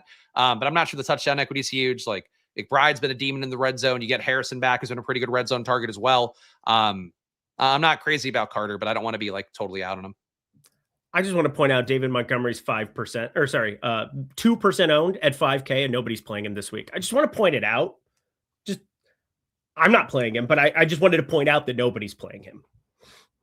Yeah. No, I mean, you love a good split backfield. So Stop it. Stop it. Audric Estime. Anytime I can play the running back 5 from the cast off of the Denver Broncos that he couldn't even make the practice squad on, you just got to do it. Spags. Audric Estime. So you're for New Orleans. Running back 4 for New Orleans. Okay, so here, let me try to lawyer you back a little bit. Okay, so I'm ready. Sorry. Do we feel like Devin Neal, Alvin Kamara have been special plays this year with the work that they had getting, 15 to 20 touches for New Orleans? Absolutely not. No. So yeah, I mean, so Audric Estime, I agree, has not proven to be a special talent either in the pros. He was pretty good at Notre Dame. He was also a guy last week that got 3 targets in the time that he was out there filling in when Neal got hurt. They've tried to give him the ball about 40% of the time when he's been on the field getting a snap. It's only been 2 games that he's played. It's not a lot of snaps, but there is sort of been a willfulness to get him the ball. And I think Estime's got a lot of juice. I think the matchup is definitely the kind of one we want to attack. So that's why I'm going there. I will say though, this is one of those, I'm going to call it a Spag special play. This is a play where it's not sim backed. I don't think it's stochastic sim unless it's updated meaningfully since we've been on the show here. It's not giving me any estimate at all. So that's a little bit scary. The projection though, I feel like he should come up a little bit. But he's no Kenneth Gainwell. So I get it in the projection set. No whammies, no whammies, no whammies. And stop. I'm going to be building this here live with you. I just set it back to the default settings. I only give it like 1 tap here, 1 tap there. I get a little bit lower of the QB1s. I get a little bit more of the QB2s. That's the only thing that I think I do in the default settings. You'll find what works for you in the NFL streets as well. Obviously, we're 15 weeks in. Those of us who have the Sims, we utilize this, and we've had a lot of practice in doing this, but doing it live, we'll do it live. We just got our ownership updated at 928. So I wanted to get this done for you on screen. And obviously it'll take a quick second here, but we just covered the running back position. Anything else that you wanted to address there, Spags, as we kind of see what the Sims give us for our final run? No, I mean, if Estime fails, I think there's a better shot of Evan Hull getting there. So because I'm playing so heavy Estime, I took 3% of Evan Hull just so I have my ass vaguely covered on that front. Aaron Jones, I think also a really strong play for me. He was coming up ownership-wise. I just rerun the sim right now. But he was coming up about like 25, 30%. I think he's a good play in that range. To me, Giants' run defense is so bad. Has given up so many great games to guys that are, honestly past their prime in some spots. Aaron Jones fits that criteria. And again, same thing. I think Jordan Mason has a shot of getting there. Somehow Aaron Jones fails. But those 2 guys, Jones and Estime, are my stands there. And, Kenny Gainwell might beat him out, Eric. You might win all the prizes. 72%. We'll see what I get in this run here as well. Again, the Sims very much like Kenneth Gainwell. Just to give you an idea. Again, I just ran everything on default settings. So when people talk about, hey, I got this, I got that, I got this, I got that, don't go crazy with overriding the Sims, because over any long-term sample size, I think you're better off running it default than trying to fix too many things yourself. Think about late swap. Think about all of the other aspects that we talk about on this show. But this tool does everything that I want it to here. And I obviously have to fix a couple of different player things that I did. So we're going to clear any of the boosts there and make sure that it's all ready to rock, because I did. Again, a little bit here, a little bit there. Not anything that I wanted to go crazy with, baby. Don't forget that boy told you kick that dirt off your shoulder. Clear exposures there. Clear exposures. There we go. Come on. Come on. I guess I just got to default it. That's fine. Again, a little bit of boost here, a little boost there. Nothing crazy. Nothing crazy by any means. And obviously Detroit, that one never hurts my feelings to have everything set up the way that it should there. Let's take a look at what we get at the wide receiver position. Hit that like button for us too, if you could. Spags and I, we've done this, I missed 1 week. So 14 weeks of the 15, and Spags would never miss you on a Sunday because he absolutely needs the money. He's got a dog biting his leg every single show. Such a pain in the ass. You moved the camera at one point. She's just wandering around down here. And here's the thing. You're so good at hiding it now. And I noticed, because obviously I'm doing these shows and I can tell like when something's going on with her. He's like, I'm like trying to guide her away, and she's like, she ate my hairbrush this week. Why a hairbrush? No boots. She can't be out in the loose now. We also found out she got a doggy DNA test. She does not look like a pit bull. Like you guys have seen her on stream when she was a puppy. She's a fucking 40% pit bull. We got her from a shelter. She ended up being a pit bull, even though she looks like a little Arctic dog. I don't know. It's the worst run out, the not run out here. It's cute until it's not. That's the 110-pound Bernese Mountain Dog story. I can tell you that much. Holy mother of God. I was up at 5 a.m. walking him because, pregnant wife, you want her to be able to sleep in. It's like, I have to get up early anyway. I'm going through projections. I'm going through my own bets. I'm making sure I get everything done before these lovely shows so that I can come on and give you guys actionable information. Let's do these super chats quick before we dive into wide receiver. McConkey or Pitts? This is from Jordan Kenworthy, 7,700, $2. We appreciate you. Make me holla. McConkey or Pitts, senior, for the flex position? Thank you for putting his senior in there. I never would have known who you were talking about. That is going to be an interesting one. In the flex position, I'm going to say no. I would want it to be Pitts, and I want the swappability. If you're saying in the wide receiver position, and if you have somebody in the afternoon, you could just switch them out. I like the idea of McConkey being an early information piece. I like Pitts here. I mean, I think that the spot's still pretty good. He's definitely not, I don't think the 40-point game is in his range of outcomes with Drake London back in, but I think he'll still be involved enough. And McConkey, I think, interesting tournament play, but like if we're talking about just Pitts projects better, I think.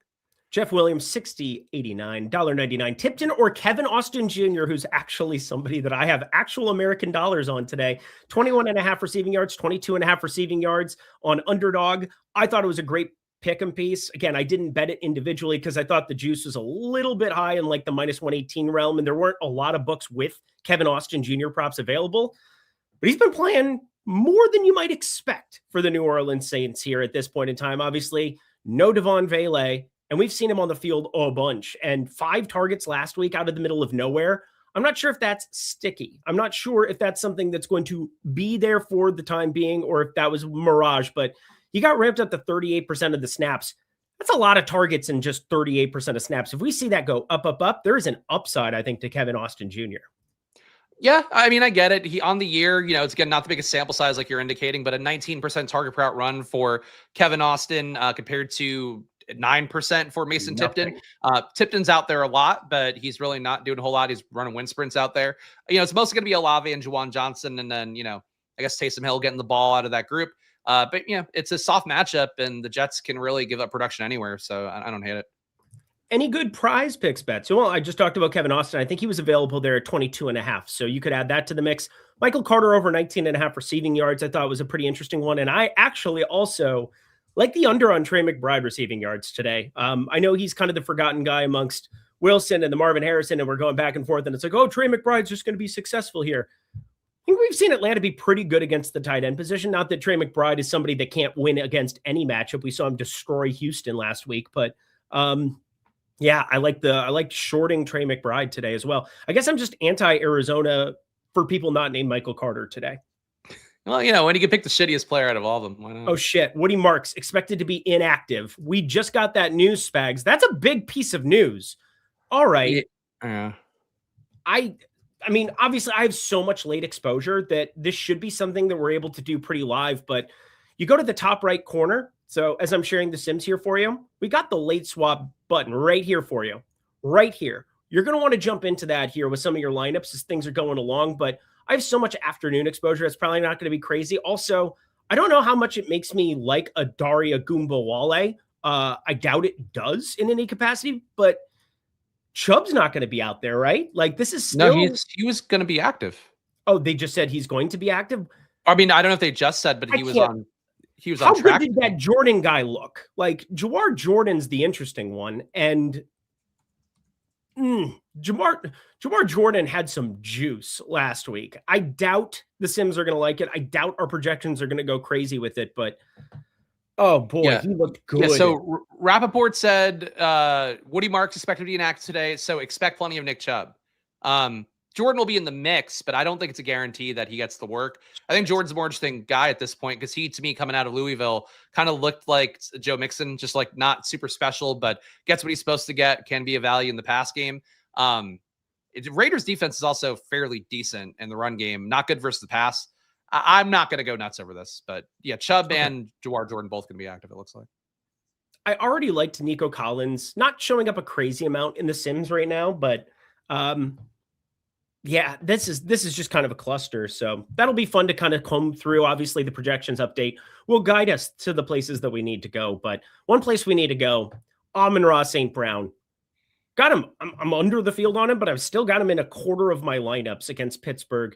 There's no Watt out there. This defense has just not been your typical Pittsburgh Steelers defense by any stretch of the imagination, Spags. I like him a lot. Chase, I'm not in love with the fact that he's showing up as much, but I ended up getting to around 10% in my current builds, and I'm all right with that. I'm playing the Joe Burrow through T. Higgins thing again, as you might expect with me. But amongst these expensive spend-ups, anybody who's really tickling your fancy?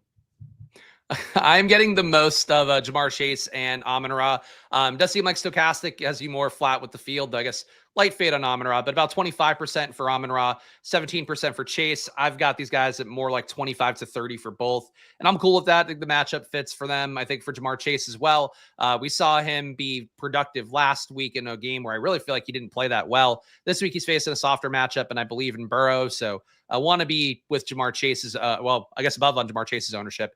Lamb and Nico, I also think valid plays. I got to 10% of those guys. I like getting to pay up at receiver a good amount. It's part of what shaves some of my RB ownership off, is I wanted to get to these receivers at equal amounts.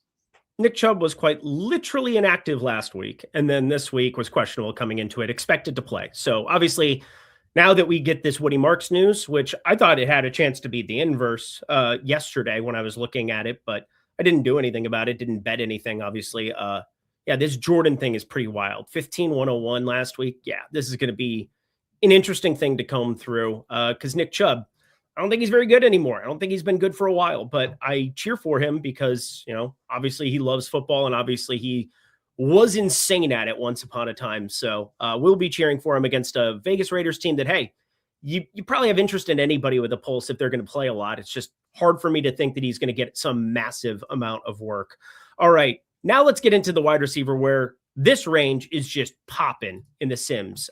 We got Cortland Sutton, Ted McMillan, Justin frickin' Jefferson showing up in 36% of lineups in the Sims. It is a 6K Justin Jefferson. Obviously, that's jarring, but the guy I like the most, I'm obviously playing quite a bit of the Shuck fellow, Chris Olave. There's nobody else out there. We just talked about Mason Tipton and Kevin Porter Jr. for the love of God. I know it's Kevin Austin Jr., but might as well be Kevin Porter Jr. has been playing pretty good ball. I would play him in the heartbeat over Kevin Austin Jr. if I could get his NBA DFS points. Yeah, I think he might be a better route runner. That's for sure. He could definitely probably play quarterback right now with the assist rate and stuff that's going on there. If you don't know what I'm talking about, check out the Stochastic YouTube channel Monday through Friday. Myself, Spags, Greg Ehrenberg, Josh Engelman, breaking everything down for you in the NBA streets. We absolutely love those streets too. No discrimination here, Squirrel. But who do you get the most of in this range? Because I have a feeling you got some stands over the Sims. Yeah, I like Olave. I've got him at 15%. Jameson Williams is going to be chalky, and I'm getting 18% there, so nothing too brave in terms of fading or going crazy there. Mike Evans, I think, you've spoken ill of the Bucs. I'd like the Bucs a little bit more. Mike Evans, I think, has been a really good targeter this year. Certainly, they're at full strength, so that's not great. But Evans, if he's going to get to 1,000 receiving yards, he's really got to get going here in these last few games. Just like a pinball machine. 48 targets for Mike Evans today. That was wild. Yeah, I mean, if he puts up, if he got 48 targets, he's probably putting up like 500 yards in that spot. So I think you got to get some exposure there just in case. But really the big thing is that Carolina's secondary is not good. Bucs secondary not good. I think that's a spot where I want to load up on the pass catchers. Jefferson, I'm not going as crazy as a stochastic ownership of the sim, where I got 39% in the sim I ran. Just ran off the most recent update. That's a lot of Jefferson. I don't know how you feel about this, but I got to say, Jefferson just looks worse this year in every sort of measurable thing than Addison, than Naylor, the efficiency stats. He's still earning targets, but, it just seems like visually you watch him. And I know you watch a lot more Vikings than I do. He kind of seems demotivated out there. I think it shows with a negative 0.2. Why wouldn't he be per target on the year? He's cheap, so I don't want to fade him. He and Metcalf are both just kind of underpriced for who they are. But, they both are cheap because they kind of have not been great in a lot of spots this year. Yeah, no, I want to drink bleach sometimes. Just as a Viking fan, it is what it is. We should be better than we are. We should be better than we are. And Justin Jefferson, a lot of helmet slamming, a lot of, I will say this, he's actually been pretty quiet for what I expected, from a star wide receiver who's going through it. But yeah, not a lot of helmet slamming the last 2 weeks. That's looked better. And he hasn't exactly been targeted. He's got the highest sim player ROI of any wide receiver that we have, period. Pat Bryant, DK Metcalf showing up. I have more of both of those individuals. Swappability in the afternoon window, but this is the information piece, the early information piece the Sims really have us getting to. So I'm all right with it to some extent. Again, I want lower than 36%, but I'm going to be playing right around the quarter, and God rest my soul, as I'm sure we're going to watch some other group. We had Oliver with the double touchdown game. We had Naylor with the double touchdown game. TJ Hawkinson troll week. What is possibly in store for us today? We will all find out together on a new episode of the Minnesota Vikings. RBs is the one I'm hoping for. Go Aaron Jones, 4-touchdown Aaron Jones. Throw it back to the Packers days. Honestly, no, I will vomit. Brandon, no one understands Lindy's humor. It's great. I don't understand my humor, to be fair. Like, what am I doing? Like, I don't know. Whatever. We have another super chat. What D would you punt on FanDuel, Cincy or Tennessee? That is going to be the Tennessee side for me. Tennessee, really a popular defense for me today in a way I did not expect, but I'm playing some Minshew. I'll get it on that side if they do somehow fail miserably. Yeah, it's a both sides are for me. That's for sure. Guru Fan 76, $10. Big super chat. Wanted to give it the time and energy it deserved. Low owned sleeper quarterback on FanDuel. We haven't talked a ton about FanDuel here today. I'm not playing as much over there. Hopefully you've understood that I've been giving out more content over there as I could. But today, for FanDuel purposes, I'm looking at Bo Nix. He's way too cheap on FanDuel for it. And yeah, him and Tyler Shuck are the two guys that I have the most of. I played 20 max stuff over there today. Nothing crazy. But yeah, I like the Tyler Shuck side. I like the Bo Nix side. So one early piece, one late piece. How about yourself? Anything pop for you on FanDuel for Guru Fan 76? Yeah, I mean, it does look like I think Herbert, we talked about a play that I did want to force some exposure to on DraftKings. On FanDuel, he has the second highest optimal rate on the slate, but only 6.3% ownership. So I would take a shot on Herbert there. And, you know, your guess on that Charger stack is going to be as good as any, but, you know, try Lad, I guess would be the hope. Eric B. Johnston, $4.99. Last super chat here, and then we'll get ourselves back into this, get to the tight end position, and get that up out of here. Eric B. Johnston, $4.99. Estimate or Chubb for a FanDuel GPP. Going to look like Chubb maybe now? Achane or Bijan? How we feel about Pitts? So a lot of pieces of this question. First off, Estimate or Chubb? Estimate. 3% optimal rate. Chubb, I don't think we have the update in yet. No. So, but that's enough for me. Estimate. It's Estimate. I love the guy. Yeah, I estimate that it's Estimate. Achane or Bijan? I love RB5s from Denver. Achane or Bijan? They're honestly like the same for me, really, in terms of my exposure and how I view them. But I'll go Achane. I'm going to go Bijan. And then how do we feel about Pitts? We feel about as good as you can feel about Kyle Pitts coming off of 45 fantasy points going in with Drake London today, which is lukewarm. I'm lukewarm on Kyle Pitts. Yeah, I'm not chasing it like crazy, but I've got 10%. I mean, he's one of my highest exposed tight ends and a very flat slate. This is really my flattest exposure slate that I've had in a while. All right. Cheapies at the wide receiver position. Khalil Shakira. He's somebody I like a little bit. Everybody wanted to lose their minds about Keon Coleman being a healthy and active. Guess what? It's already happened twice this year, and he sucks at football. Outside of week one, if you just took week one off the board, where it was an outlier game script against Baltimore, where they're playing from down 24 immediately, Keon Coleman wouldn't even be a conversation piece. I don't care that he's not out there. It could easily be Shavers or whomever else they want to throw in there to do whatever.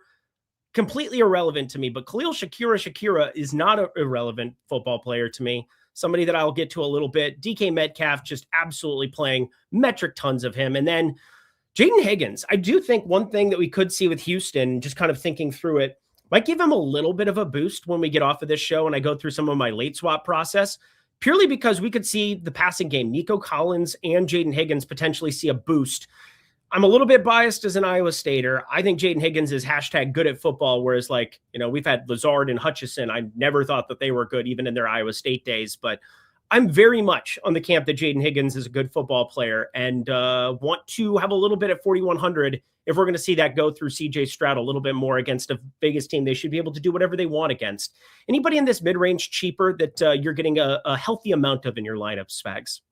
I'm getting Metcalf at 27, so a little bit above the field, but not too much. Stochastic Sim has given me him at 56. That's a little bit more than I would like to go, because I do think that a guy who has been, you know, a lot more mid/bust than Boom, if he's going to be super chalk, he's cheap at 5,400. I don't want to totally avoid it, but I think I don't need to get him everywhere because I think people will just kind of lock him in more than they probably should. But still getting a good amount there. AD Mitchell getting 12% of, Coker getting 11%.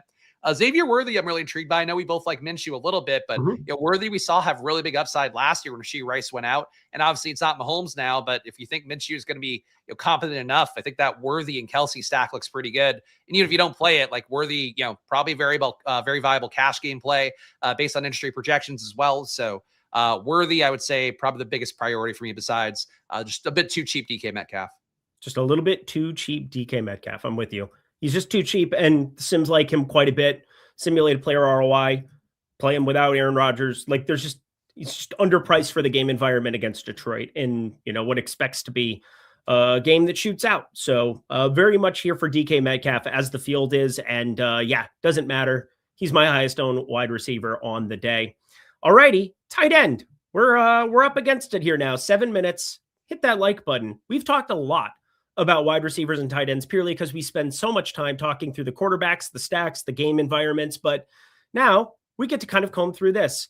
I have less than the 12% Trey McBride, 7,600 at this position today with all of the pass catchers available for Arizona. It's a disaster. It's a stone cold disaster. And you get a pass catching running back added to the mix a majority of the time for the first time in a while. We've already seen some pretty healthy target share for Michael Carter in the last few weeks. Just not a lot lining up for Trey McBride, other than the fact that he's unbelievable at football. But 7,600 against an Atlanta team with functional linebackers, not my favorite spot to be going to Trey McBride or Kyle Pitts, really. And both of these guys showing up a lot more in the Sims. I have it for now. I'm happy to be able to kind of key it in, but Travis Kelce, Harold Fannin, these are guys that I have a little bit more of. 33%. Okay, I don't have as much as what this updated sim run is. I just kind of expected that to be lower. But who are the tight ends you are locking into your lineups the most? Yeah, I got around 10 to 15% of Pitts, Kelce up top. I'm going to try to actually increase my McBride exposure because I was getting 5%. And I don't like being totally on McBride because I really do think he is in the midst of a pretty historic run down the home stretch here with how much he's been fed, certainly with Brissett at QB. But I'm going to try to see if I can get that done now. But I think to me, Kelce, again, with Minshew looks good. Pitts, I think solid, even though I don't expect him to have the upside with Drake London back in. And then cheap guys, Gadsden, Juwan Johnson in play to me in like the 5 to 10% exposure range. Schultz, I think looks good as well, especially if you are stacking up Stroud. Darren Waller, I think people might chase that spot a little bit more than the ownership has, but he looks solid. And Jeremy Ruckert, if you're playing Brady Cook, Eric, it's like the rule of thumb we always say here. If you're playing Brady Cook, take a look at Jeremy Ruckert. That's I want to be with you. Oh, that's Rucker. My bad. Yeah, that's Darius Rucker, not Jeremy Ruckert. Jeremy Ruckert, actually, I know too much about. Nothing I can do. He went to the Long Island high school that my cousins in Long Island have loved and are so near and dear to, the Lindenhurst High School. So people in Lindenhurst very excited to see Jeremy Ruckert. I am too because he's 2,600, and if you like Brady Cook, I mean, again, how could you go wrong? Nothing like Spags dropping the high school information on us to close out our show today. Man, I get a little education in the midst of this. Oh, man, it feels so nice. It's so good to have Chris Spags. Hit the like button for Christopher Spags. If you could also make sure that you're following him over on Splash Play. He'll talk about it here in a second, but type in Splash Play. It is the Christmas season after all. And as we're about to talk defense, download the Tails app as well. I'm going to have updated information here. I'm going to have some free bets out there as well. NBA has been awesome the last 2 weeks. And as good as it's been for me, it's been even better for guys like Greg Ehrenberg, who you saw at the beginning of this stream. For EMAC is posting over at Tails. We have so many sharp people that you know from the Stochastic YouTube channel who are also putting out content for you over on Tails. Take advantage of all of that free information. And hey, if you have VIP interest, there's a ton of people such as myself who you can get behind the paywall, ask information to day and night. I'm probably in there too much, according to my wife, but you know what? Such is life. Tails is important to me, baby. And it's important that you guys download the Tails app so you can take advantage of all that goodness. It is at the App Store, Google Play. So go to Splash Play and go to Tails. Super easy 2 things that you can do. One of them over on YouTube's, one over in the App Store. But defense, Houston Texans, not really showing up here. I want to let it be known, I will have the Houston Texans defense somehow, some way. I just can't fade them. I know they're 4K. I know this doesn't make sense, but they could destroy Geno Smith's soul today. Pretty expensive at 4K. I mean, your second highest price defense is 3,500. It's a little tough to get there. I got 2.5%. Like I didn't boost anything with them. I mean, it's a brutal total for the Raiders. I'm with you. Almost the total is so low. Like it seemed like it had to be a Kenny Pickett start, but not the case, I guess. But yeah, they're good. Geno's going to be in trouble back there. What is Geno doing? Geno should retire. Geno is Geno, man. Like, what are we going to do? What are we going to do with this guy? I mean, he just, they should have, well, I mean, anytime you can go get an aging quarterback who suppress Jackson Smith and Jigba up in Seattle. You just got to go do it if you're Vegas. You just got to go do it. And pay him 150 mil too. Why not? Jesus. Is that actually the number it is? I think it was that, right? Because they gave him an extension that was at least valued around that range. I'll look it up. They should all be punished for their sins. They should all be sent out back. Old Yeller. Like, no, it was 2 for 75. So still not great, but 40 million this year. Still not great. I will say this too. I'll also have some flat 2K Vegas Raiders defense. Yeah. Them Tennessee is the one I was really shocked by how much I was getting. They ended up in like a third of my lineups, but I got some Jets down low, got some Raiders down low. Bengals at 2,500. This is the time of year. The reason for the season, playing defenses against like Quinn Ewers. That's an okay thing to do. Even though he's going to smash. I hope.